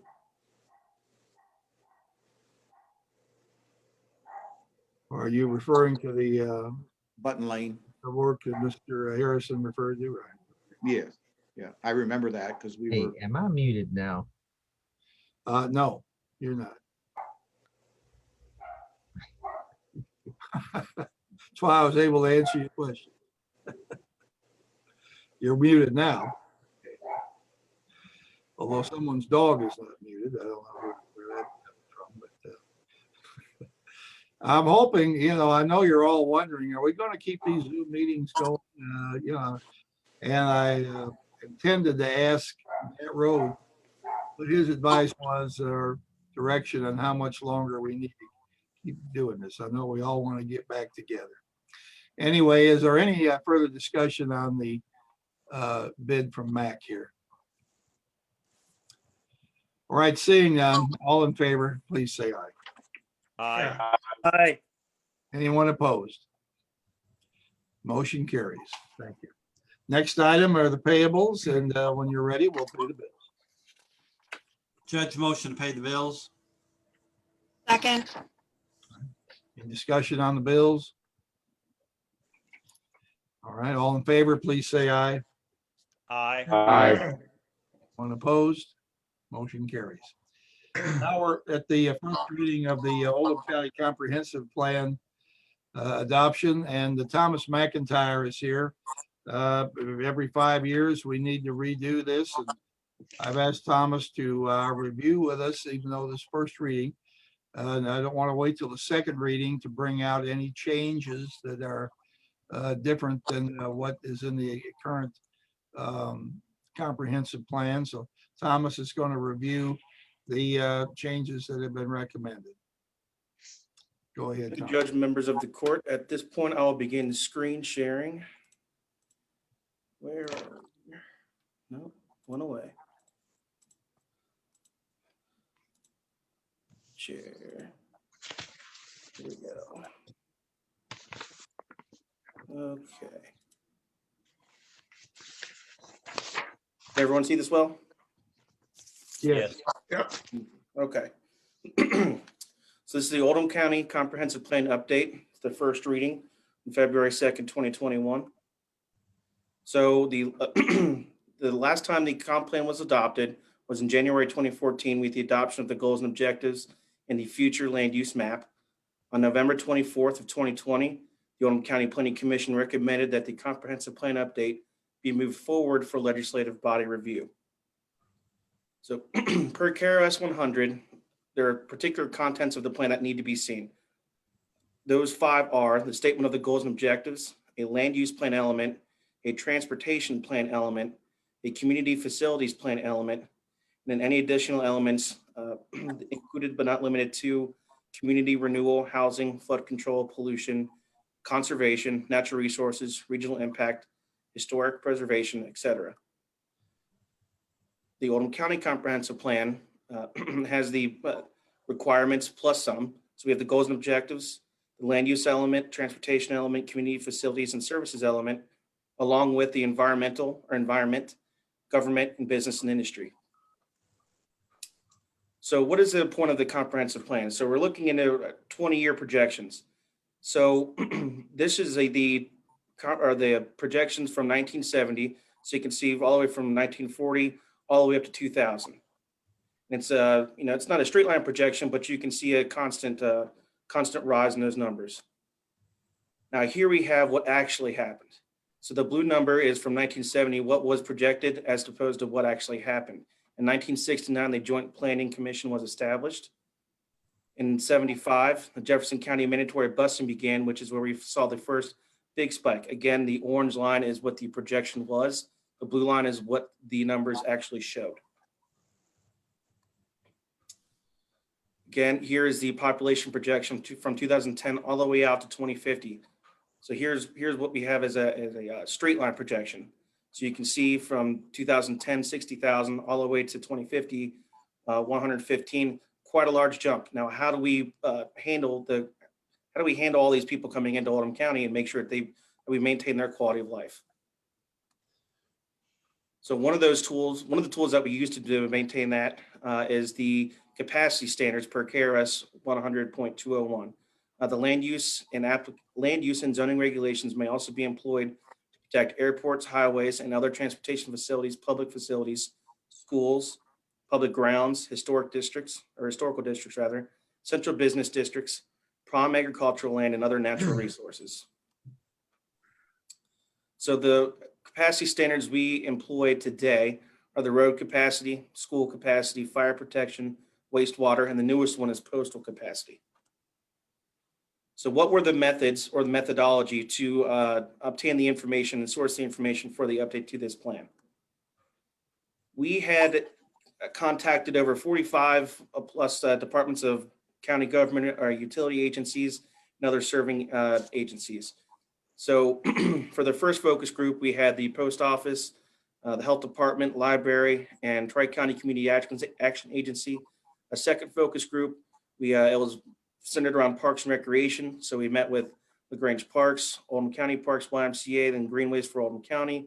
The third was the school board. So we met with Greg Schultz and all the way down to Director of Facilities, Director of Transportation Personnel. We met with quite a few people at the school board. For emergency services, we met with Oldham County EMS, each chief of police, each fire chief, met with Jerry Neward of emergency services, and we did a pretty good comprehensive job of that. Again, focus group 5 and 6 are deal with infrastructure, but there's so much, there's just, it was quite a cumbersome, bit of information to get. So we broke it down into transportation and utilities. So with the transportation section, we met with the road department, our county engineer, Jim Silliman, our long range planner, Belinda Demas, KYTC District 5, TARC, LaGrange Public Works, focus group 6 that dealt with utilities. We met with Jim Silliman joined us. We met with the Water District, Sewer District, or MSD, LaGrange Utilities Commission, Louisville Water, and Oldham County Environmental Authority. Focus group 7 dealt again with stormwater management, health department, with the septic side, the soil and water conservation districts, Curry Fork Watershed, Oldham County Waste. And lastly, focus group 8 was the economic development. So we met with David Bazanis of Economic Development, LaGrange Main Street Program, and the Tourism Bureau. So how do we reach out to the public? Well, we reach out to the public by posting these notices, not only in the Oldham area, but on the Oldham County website. So we did have meetings on September 17th, September 18th, and September 26th of 2019. These meetings were spread throughout the county as to give the citizens the best opportunity, whether they have dropping us kids off at practice or we're getting home late from work. We have the opportunity to come and see what we're doing. And if you have any, if you have affirmation, that's great. If you have some changes, that's also great. But we had one at the South Oldham Fire, had another at LaGrange Fire Station just down the street, and the third was at North Oldham High School in Goshen. Again, how do we reach out to the magistrates? Well, if you all remember, probably close to a year and a half ago now, I had, during court prior to COVID, I had given each magistrate a future land use map with their magisterial district for their review. So again, on the left, you can see the magistrate district. On the right, you can see the overlay of their district on top of the proposed future land use map. Again, the future land use map, it was brought in 2014. All we did was simply make some changes to that. So what changes have been made to the comprehensive plan? So like I mentioned earlier, goals and objectives, land use and transportation, community facilities, environment was the one that we did the biggest change to. The other 5 elements really didn't change a whole lot. It was really just more grammatical things. No major changes. With the environment, like I said, it was a larger change. So the 5 goals within the environmental update are water quality, air quality, land preservation, light distribution, and the Ohio River. Again, for the future land use map, the biggest change that we had for this, we added a new mixed use future land use district. Again, this is new, but with the old future land use map, you had a district called planned unit development. That's not to be confused with the zoning map. So the future land use is a projection as to what the land may be. The zoning district is what it's zoned today. That's where we found where things could get confusing. So we changed the PUD, planned unit development, designation on the future land use map to mixed use. So essentially, I'll go over on the left side what exactly that is. And like I said, it's pretty similar to the PUD, but it's an area within which commercial employment, institutional, healthcare, residential, recreational, and other mixed uses are located in close proximity to one another. These districts are generally of a higher intensity than most surrounding areas, with the balance being attained through a diversity of commercial and housing. Mixed-use districts are structured into relatively small blocks, which allow pedestrians easy access and provide a network of alternative routes for cars and emergency services. A mixed-use project may have 5 to 8 dwelling units per acre gross overall, including parks, open space, roads, or parks, open space, and roads. Individual properties may be higher, 30 dwelling units per acre for townhouses, 40 for small family or multifamily, and upwards of 80 for Main Street multifamily. This district is generally of a higher intensity. I just mentioned that. So what are the, go back here. So what are these brown areas? Now those are what we've switched over from PUD to mixed use. Those areas are the Norton Commons Hamlet, the Clore Farm, the Rotor Farm, Morgan Farm, and Old Fort property up on 146 just south of exit 17, the Buckner Crossing and Oldham Reserve. So again, those are the changes, or those are those 5 brown areas on that map. So what else did we change within the plan elements? So again, we just updated the population demographics as they would change in any other update. And this was provided by the, Kentucky Data Center and the Census Bureau. So for business and industry, some other things that changed, comparison of per capita income, median household income, and poverty levels. Things that we added were the Oldham County tourism. The county is number 4 in the state. We added a section about the LaGrange Main Street program and how they preserve through design, economic vitality, promotion, and organizational program development. And then what I'm excited about is through the help of the economic development department, we have proposed an ongoing changes along the I-71 corridor. So it's exits 14 through 22. For the environment, new section would be watersheds and streams. So not Rebecca Zacklin, but the watershed coordinator provided us with the information on the right side, which is all new to this update. So you can see what the drainage in the acres are, or drainage in acres, the name of this of the stream and watershed, along with the color, and then you can see the chart as compared to the graphic. For community facilities, the fire districts were redistricted. So on the graphic, you can see where District A, B, and C are for the North Oldham Fire. Again, we have a new section from the health department. We have updated law enforcement numbers, new information from the libraries, Tri-County Community Action Agency. We have, earlier we used to have all the parks in one section. I decided to break them down into 2 because there's a City of LaGrange Park Boards and there's Oldham County Parks. And I wanted to be able to give each, what they deserve. For community facilities, we have updated school district numbers, which includes updated enrollment projection and school redistricting plans, new information from solid waste. We have information from the MS4 program. We have updated treatment plant and design capacity information for wastewater plants, along with the graphic that was provided by OSEA. For transportation, here is the KYTC projects in Oldham County. So on the right in red, you can see all of the proposed projects within the county, along with the OP updated ridership information and updated Transit Authority of River City 67X ridership information. So again, in the comp plan, you can see on the right side, it's all these numbers that almost look like serial numbers. Now those are what the KYTC, how they kind of organize their projects. So in the comp plan, I have a chart where it shows you exactly, the distance, the cost, and so on and so forth.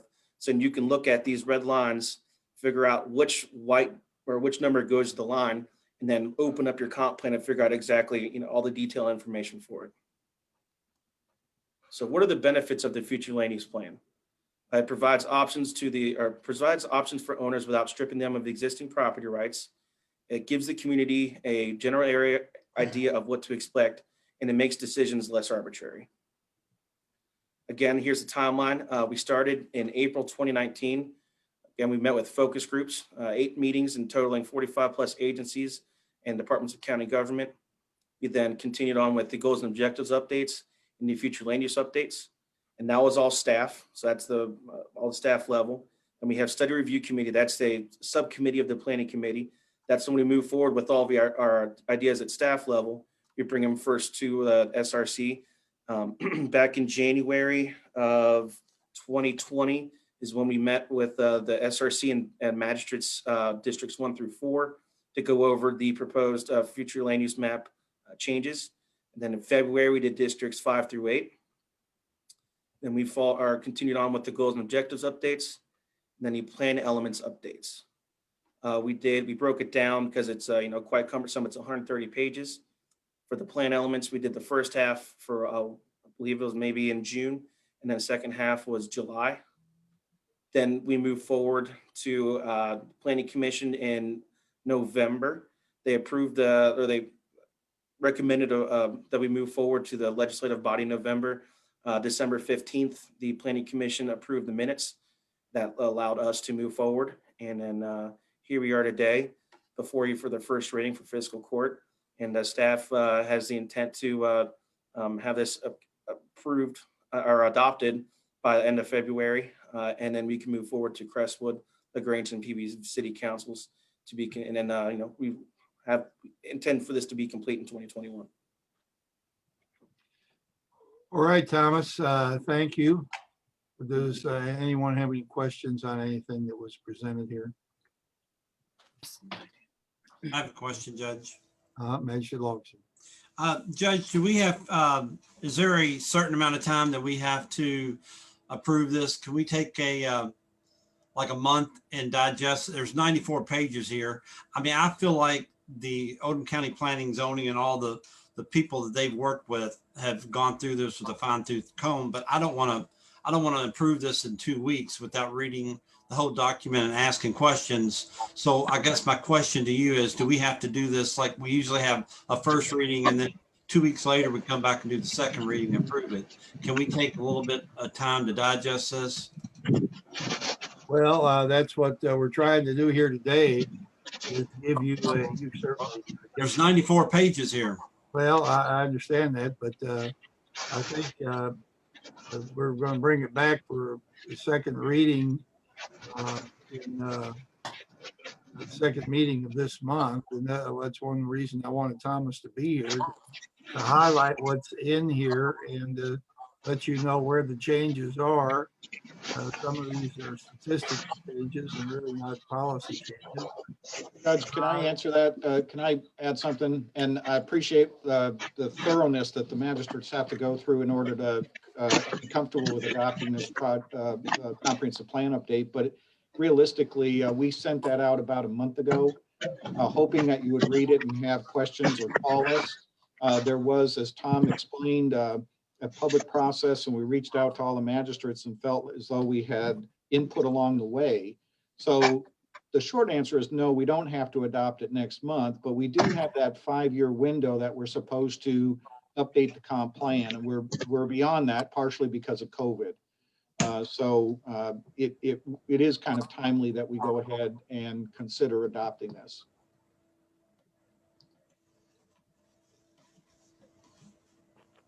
But yeah, we can at the next meeting, if we don't, if somebody wants to table it, I guess we can do that or take a vote on it. Magistrate Hounds. Jim, is it a fair assumption that I'm going to call it we'll just call them the highlighted areas? Those are the areas of changes that were made from the last comprehensive plan to the current version. Is that correct? Well, Tom can better explain the highlighted areas, but we changed a lot. So as an example, each agency that we talked to wrote kind of their own section.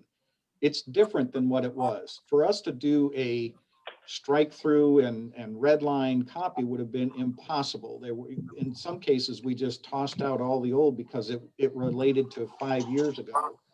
So in the text, it's hard to highlight that. I think the most important parts are the goals and objectives and then the future land use map.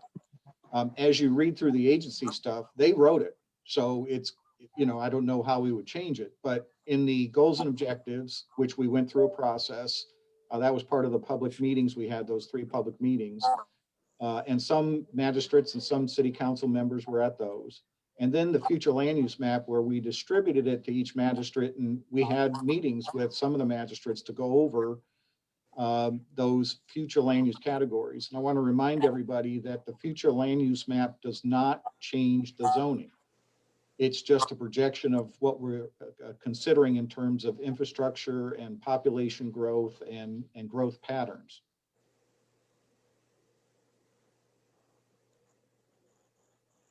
Manager Dye.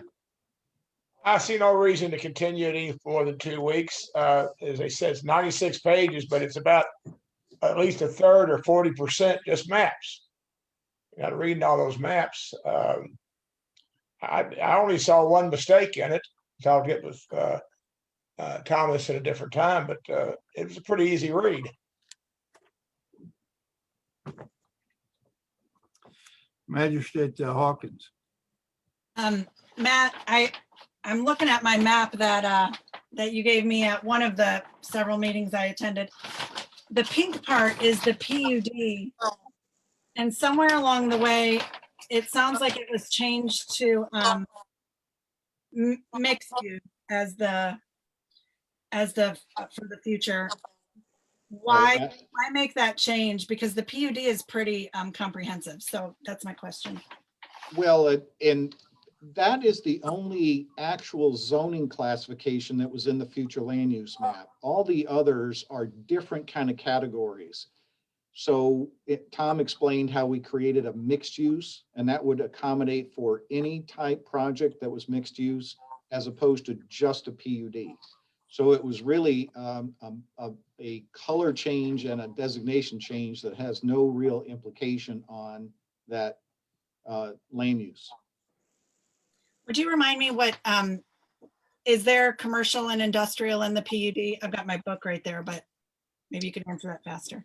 Yes, there are, and there are actually, the easiest thing is to go through, there's a list of prohibited uses in a PUD, like asphalt plants and smelting plants and things that are more egregious. But in a PUD, essentially, the applicant creates their own land uses, with the exception of those things that are prohibited. Okay. So would you say the PUD is more restrictive, or it's just different than mixed use, it sounds like? It's just a different terminology. It really doesn't, again, the PUD is already in place as a zoning classification in Oldham Reserve. Right. That's a very specific zoning classification. We broadened it to mixed use, which would allow anything from new urbanism to plan unit development to planned residential district that might be, again, proposed in some cases and existing in others. It was the only zoning classification on the future land use map that matched our existing zoning. And we wanted to not make it confusing, so we just changed it to mixed use. Is the intention for Oldham Reserve to stay PUD zoning? Yes, again, this doesn't change any zoning classification. The future land use map is a projection of land uses. It does not change the zoning. Thank you. Thank you, Tom, by the way. Good job. And thank you. Are there any other comments here or questions at this point? And we can review all this again in 2 weeks, perhaps not in the same way, but we ask people to get your questions together. Jim, how was the public able to access this document? It's on our website. If they went to the Oldham County Fiscal Court website and scroll down to the Planning and Development Services at the bottom and clicked on that, Tom, we have a link there, right, for the comprehensive plan? That is correct. And if any magistrate would like to, come in sometime in the next 2 weeks and review any aspect of it again, certainly, is very welcome to do that, of course, and or to call. We want everybody to understand. That's why we brought it up today to start talking about important document for the next 5 years. Judge, I have a question for Mr. Urban. Sure, go ahead. These maps you have on here, it looks a whole lot. If you've looked at Logic in Jefferson County, they have multiple overlays. Agencies have overlays, and when are some of these maps or all of these maps could they be incorporated into the GIS system as overlays? I'll let Tom answer that because he actually created those maps. He's knows how to do GIS. So Tom, if you want to take that. Yeah, sure. So yeah, we can absolutely do that or do that. So I have the old future land use map. So if you were to pull up GIS today, you'd pull up a layer and it'd say future land use map. Well, the future land use map that you've seen today through the presentation is the updated one.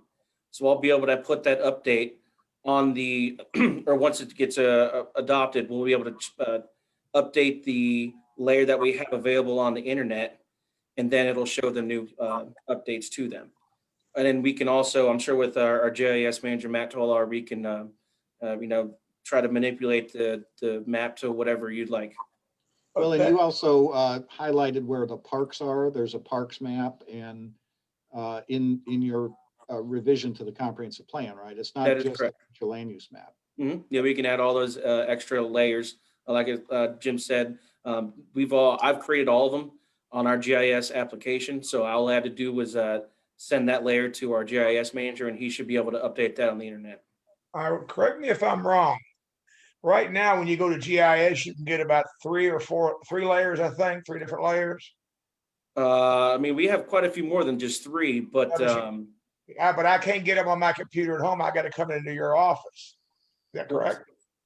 No, you can get there's zoning, there's city boundaries, there's magisterial districts, there's floodplain. I mean, there's layers. Are these going to be added to that? Again, we can, like Tom said, we can add those layers so people will know that there could be a layer for parks or whatever other, once these are approved. At this point, they're not in there because we just created them for the comp plan. But you plan on doing that. Well, I think that would be a good idea so people could see a lot more about the county before they even get here. Mm-hmm. Magistrate, good job, Tom. Yeah, thank you. Just speaking to you, how you're only able to see 3. When we were all working from home, I had to switch web browsers to open up the GIS, and so that may be helpful for you. But that's just one trick. Which browser are you using now? I have a Mac, so I was using Safari, and then I ended up having to use Google. Yeah, okay. Or Google Chrome, rather. Google Chrome is what I have to use. I don't think much of Safari. Okay, thank you. Not a problem.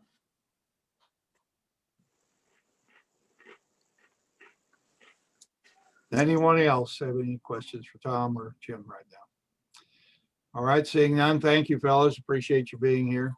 And we'll see how that census data works out that has been projected. We keep expecting to get the census. It doesn't come. As far as information for redistricting, we thought that would be available in April, and now we've been given some indication that might be pushed back further. So we'll have to see what happens. Thank you. Thank you. Under contracts and resolutions, item C, the amendment number 2 for the Eden Parkway extension. Jim, you there?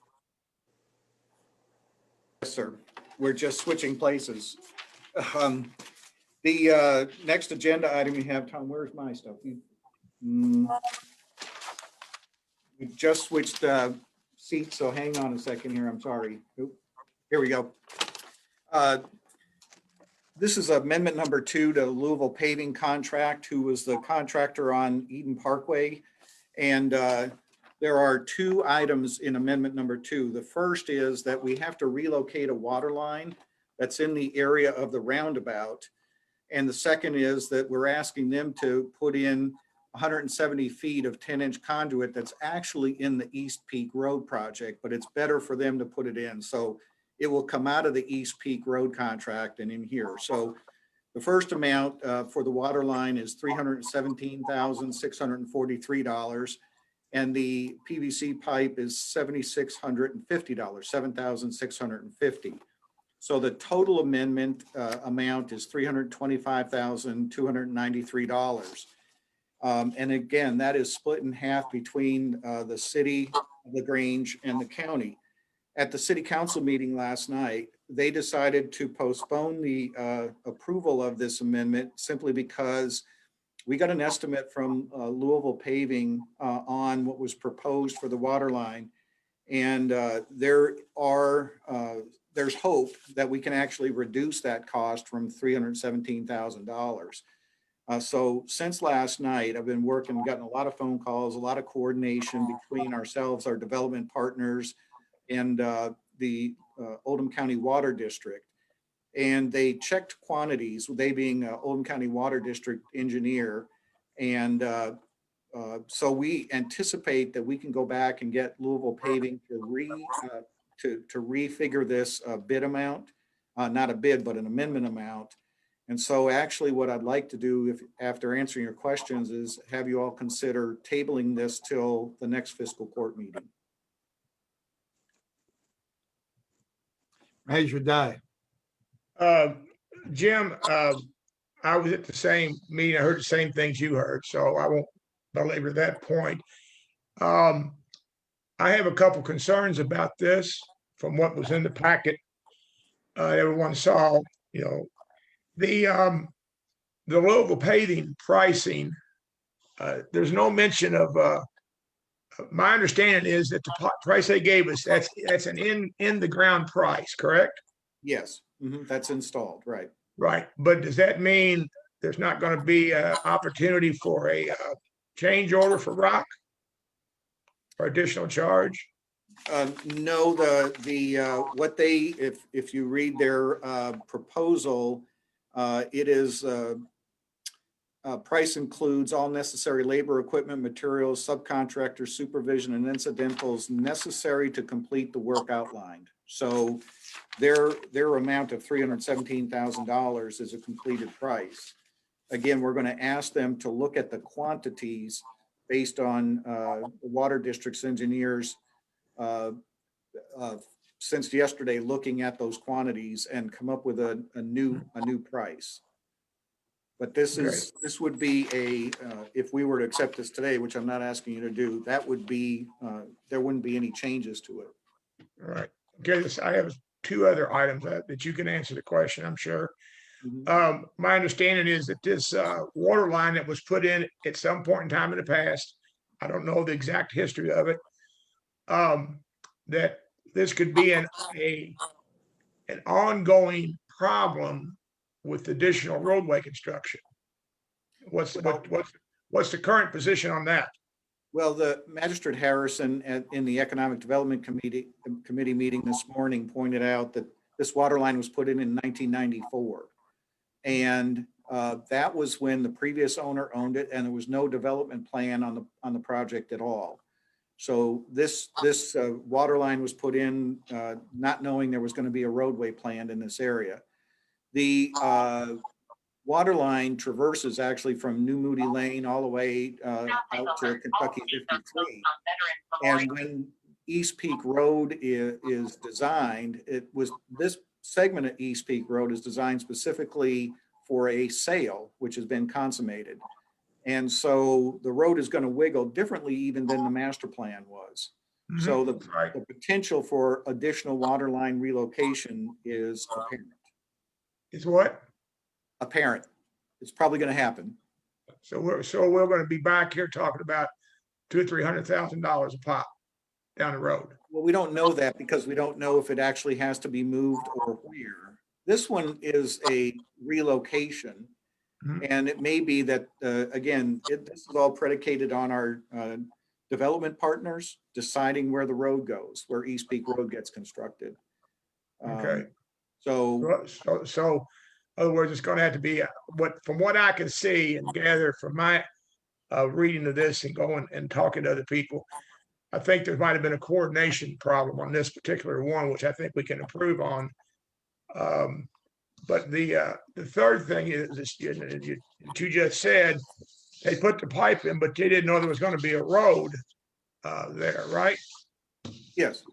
Okay, well, the initial information that I got was that the pipe was running parallel with the road, not across the road, not intersecting it, perpendicular to it.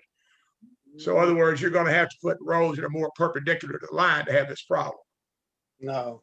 Yes, I'll let Magistrate Harrison answer that. I don't think that's correct. No, the two will be running parallel. Eden Parkway runs perpendicular to the water line. Peak Road runs parallel with it. And it's easier to adjust it in the length between the roundabout and the end of it on our property than it is to adjust it at the roundabout.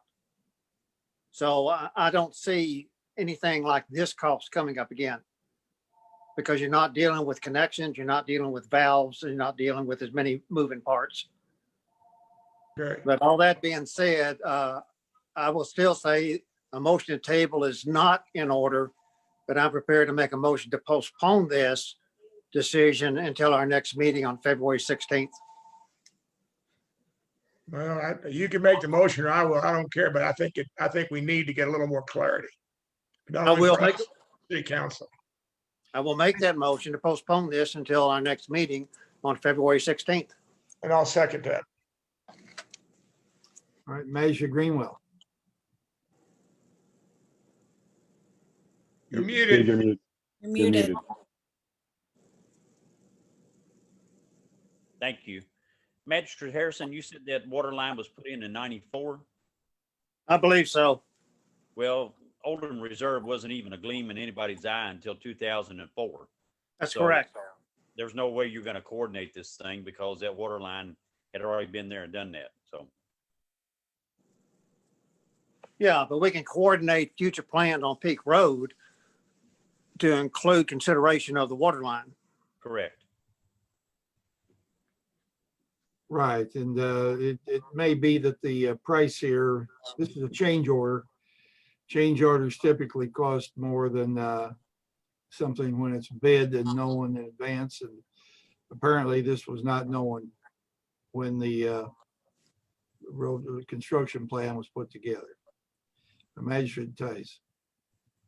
Judge, I'll direct this to Magistrate Harrison. It's my understanding that there are 2 water lines across there. Is that true? I believe so. Yeah. If not 3. Yeah, okay. And I don't think we need to evaluate that right now, but we're talking about the one back in 94, but there could be some other water lines that we'll have to dodge or move around as work goes forward. Just a statement. Yeah, but that's real easy for the water district to determine. Okay, we're going to work with the water company engineers and Louisville Paving to see if we can drive this price down to a more acceptable level. It seems seems as high as it needs to be right now, and it probably needs to be lower, but we'll see if we can get that done. So, all right, we've got a motion on the floor to postpone the decision, and we had a second. All in favor, please say aye. Aye. One opposed? Aye. All right, motion carries 8-1. Thank you. Next item on the agenda is to clarify. Judge, I'm sorry. Pardon? Judge, I'm sorry. I wasn't voting against that. If you were counting me as the no vote. Okay, I thought that came from you, but maybe it didn't. Or was that just a? It was late. It was a late aye. A late aye, okay. I thought, what the heck was that about? All right, I'm glad you clarified that, Denise. You get that. The vote was 9-0. All right, next item is the Mr. Clark. We have want to work on the deed of correction here for the courthouse property. When we got to borrowing some money on this or doing some paperwork, it came out that Magistrate Harrison noticed that some numbers were wrong on the size of the property described. So, Mr. Clark, you want to take that? Yes, what we're seeking for is permission for the judge to sign these two deeds. And the first one is a deed of correction, as it was pointed out, where when they did the original thing to build the current courthouse addition, they extended one of the lines for the whole length of the property versus the correct amount. And that's what all the deed of correction, that piece of property is already in the Public Facilities Construction Corporation, where it needs to be for us to bid on the project and build the new courthouse. The property, which is almost a half acre where the old jail sat, is in the name of Fiscal Court. And the other one is a deed transfer to transfer that from the name of Fiscal Court into the Oldham County Public Facilities Corp. So that the whole piece parcel that the courthouse, new courthouse is going to be built on will be in the Facilities Corporation as required to borrow money and do bond at the courthouse. Any questions? All right, Magistrate Harrison. Thank you, Judge. Stan, when we do that with the corner where the jail was, will that be done in a method that consolidates it with the larger tract so that we got one contiguous piece there at Courthouse Square? That is not in these two things. I've asked Tate Combs to work on consolidating those two parcels once they're both together in the Public Facilities Corporation, but that's coming in the future. All right. Second question, both of the deeds reference an earlier survey by Jerry Kiesel, but I've not seen that. I don't find it in the records. It should be in the records. And I think this would be the appropriate time to use it as an attachment to whatever deed is recorded first. And then the second of the two deeds can make reference to that recording. Okay, yeah, it is recorded, I believe it was in the 87 deed that it's referenced to. But we can change this to include the attachment referring to his no, if it's already recorded, you don't want to record it the second time. We just need to make the appropriate reference to it, which I've not found. Well, I believe here when it talks about, let's see, recorded, it's, okay, recorded at survey October 26, 1987. I'll double check it. I think it is referred to, but I want to double check that and make sure it is. Yeah, they keep using the date of the survey, but not the recording data of the survey. Okay, all right, I'll look at that. Great, thank you. All right, so we have two separate items here. I guess we'll take them separately. The first is deed of corrections to clarify the courthouse title. Is there a motion that we go forward with that and I sign that? So moved. Second. Any further discussion? All in favor, please say aye. Aye. Aye. Opposed? Motion carries.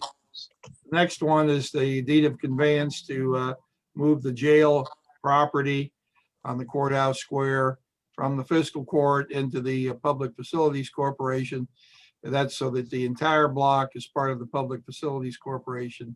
And by AOC requirement, that's what we need to do in order to borrow money for the courthouse project. So is there a motion that we do that? So moved. Second. All right, any discussion on that? All in favor, please say aye. Aye. Aye. Opposed? Motion carries. Item F on the agenda is the resolution to extend our paid leave under the coronavirus problem. Magistrate Tina Shaw. Good afternoon. Before you all today is a resolution to expand or extend the paid sick leave or paid leave that we had for COVID and COVID-related absences. We had the federal emergency paid sick leave that ended on December 31st. So we're asking to go ahead and extend this through the 30th of May. And we probably will be coming back and asking for an extension, seeing as the vaccination isn't readily available yet to everyone. So, but right now this is where we are. So we're asking for an extension of that time from last year. Judge, I'll make a motion. We adopt the resolution 01-02-02-21, continuation of pay for leave of COVID. Second. Second. Is there any discussion on this? Magistrate Hawkins. Has any of the wording changed, Tina, from the last one we adopted that expires December 31? So the one that expired December 31st was the federal leave. So we didn't, that was federally mandated. We didn't have a resolution for that one. That's what we were federally mandated to do. This is carrying over the unused 2 weeks of time from that leave and from the original resolution that the court adopted back in March of 2020. It's also includes those people as well, which are the emergency workers, whereas the federal mandate did not. So this resolution is new. It doesn't have anything to do with anything we've passed before. Does that make sense? Thank you. You're welcome. I couldn't find it. That's when you said we did that before. So thank you for clarifying that. Magistrate Tice. Yes, thank you, Judge. Tina, this is so that we can continue to pay our employees because they're being off certain times because of the virus. Is that right? It is. Okay. And we've already received federal money that we can allot towards this. Isn't that correct, or is that not correct? I know we've received money. I don't know what we allot for. Well, do we have a certain amount of funds that will go to pay this judge? Yeah, we put those funds in our general account. Yeah. I think we got a total of 3.1 million from the federal government for the under the Right. care. And I remembered that, but I'm thinking we can also use this to legitimately use that money. Yeah, that's right. Thank you. Any other questions on this? All right, we've got, do we have a motion on the floor? Did we get one? Move it to Yes, we do. do this. So all in favor, please say aye. Aye. Aye. Anyone opposed? Motion carries. Now we have one personnel item for today. Tina, would you like to announce that? We have an officer from Oldham County Police Department leaving us, Russell Fuller, and that's effective January 31st. I'll make that motion. We accept the resignation of Russell Fuller. Second. All right, moved and seconded. All in favor, please say aye. Aye. Aye. Opposed, motion carries. Thank you. Time now for our second public comment. Was there anyone that showed up here, Kevin, that for public comment? There is not, Judge. All right, thank you. So we'll go ahead then and probably wind up our meeting. We'll see if magistrates have anything they'd like to add today. Magistrate Harrison, would you like to start it off? Yeah, thank you, Judge. With the court's indulgence, I'd like to read a summary of the story behind the 4 chaplains. Would that be all right? Okay, go ahead, sure. Yes, on February 3rd in 1943, the USS Dorchester, which was a U.S. Army transport ship, was sunk in the Atlantic by a German sub. There were 902 servicemen, seamen, and civilian workers on board, and only 203 of them survived. As the ship was going down, 4 Army chaplains, each of a different faith, freely gave their life jackets to other passengers who did not have one. As the ship went down, the 4 chaplains were seen with arms linked together and praying. That night, they became an enduring example of extraordinary faith, courage, and selflessness. Tomorrow, February 3rd, was established by Congress in 1988 as 4 Chaplains Day. The 4 different faiths of the chaplains were Methodist, Jewish, Roman Catholic, and Dutch Reformed. Thank you. All right, thank you. There was a stamp issued back, I believe, in the 50s in their honor. So, could have been. Yeah, I had a stamp collection when I was a kid, and I had the 4 chaplains stamp. Magistrate Helms. I don't have anything today, Judge. Magistrate Greenwell. I too don't have anything, Judge. Magistrate Hawkins. I too don't have anything today, Judge. Thank you. This is contagious. Magistrate Likens. Don't forget Valentine's Day. You get doghouse. That's a good point. Magistrate Tice. I don't have anything other than I thought what Magistrate Harrison was talking about, combining the properties. I know he's not an attorney, but he has a wealth of knowledge in that area of properties and deeds. And I think if he can add anything, that he should be welcome to do that. So thanks for bringing it up, Howard. Thank you. Magistrate Dye. Yes, Judge. I really appreciate the report that the chief gave today about having more officers. They doubled the number of officers in the peripheral edge of the county. I don't know where they caught those people he was talking about in particular, but that just goes to show that we've upped our game, and we got some guys right on the within the first 3 days. So I look to see some really good things come out of this 12-hour shift. All right, that's good. Not everybody was at that meeting, so I know the chief talked about, we have extra people or more people on the street now because we've gone to a 12-hour shift, and hopefully we're going to stop some of the break-ins and other things that are going on. I think, John Carter, did you have a Yes, comment? I sent 3 magistrates a link to Louisville Health. Others may want to get that link if you want to get if you're at 70 over and need to get the COVID shot. They have from day to day openings to take the shot. Where is that? Louisville Health. Louisville Health? Yes. Where, I don't know, where is that? The It's at University? 499 South Brook Street. 499 South Brook. Pull into a parking lot and they come and give you a shot. All right. And as Albert says, take your catalog. All right. Thank you. 499 South Brook, did you say? Yes. Okay. All right. Thank you for that information. And let's see, Magistrate Logston, I think you're probably somebody that Just earlier want to today.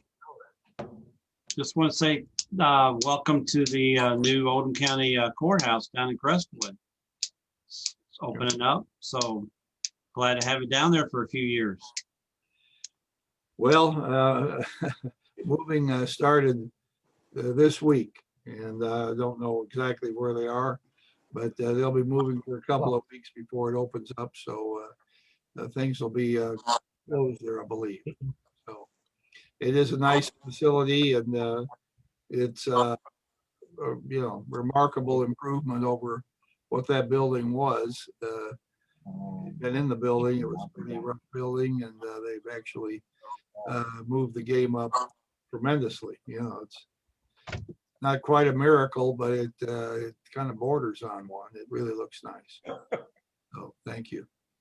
I want to end on I just want to say some of us we all as magistrates and myself, we go to meetings and meet with people from across the state. And COVID circumstance here has curtailed our meetings and forced us into these Zoom meetings, which I hope we can get off soon. But I just wanted to let everybody know that if they didn't know it, that Mason County Judge John Pfeffer died yesterday morning unexpectedly. Assume just a really nice guy, and I hate to see it.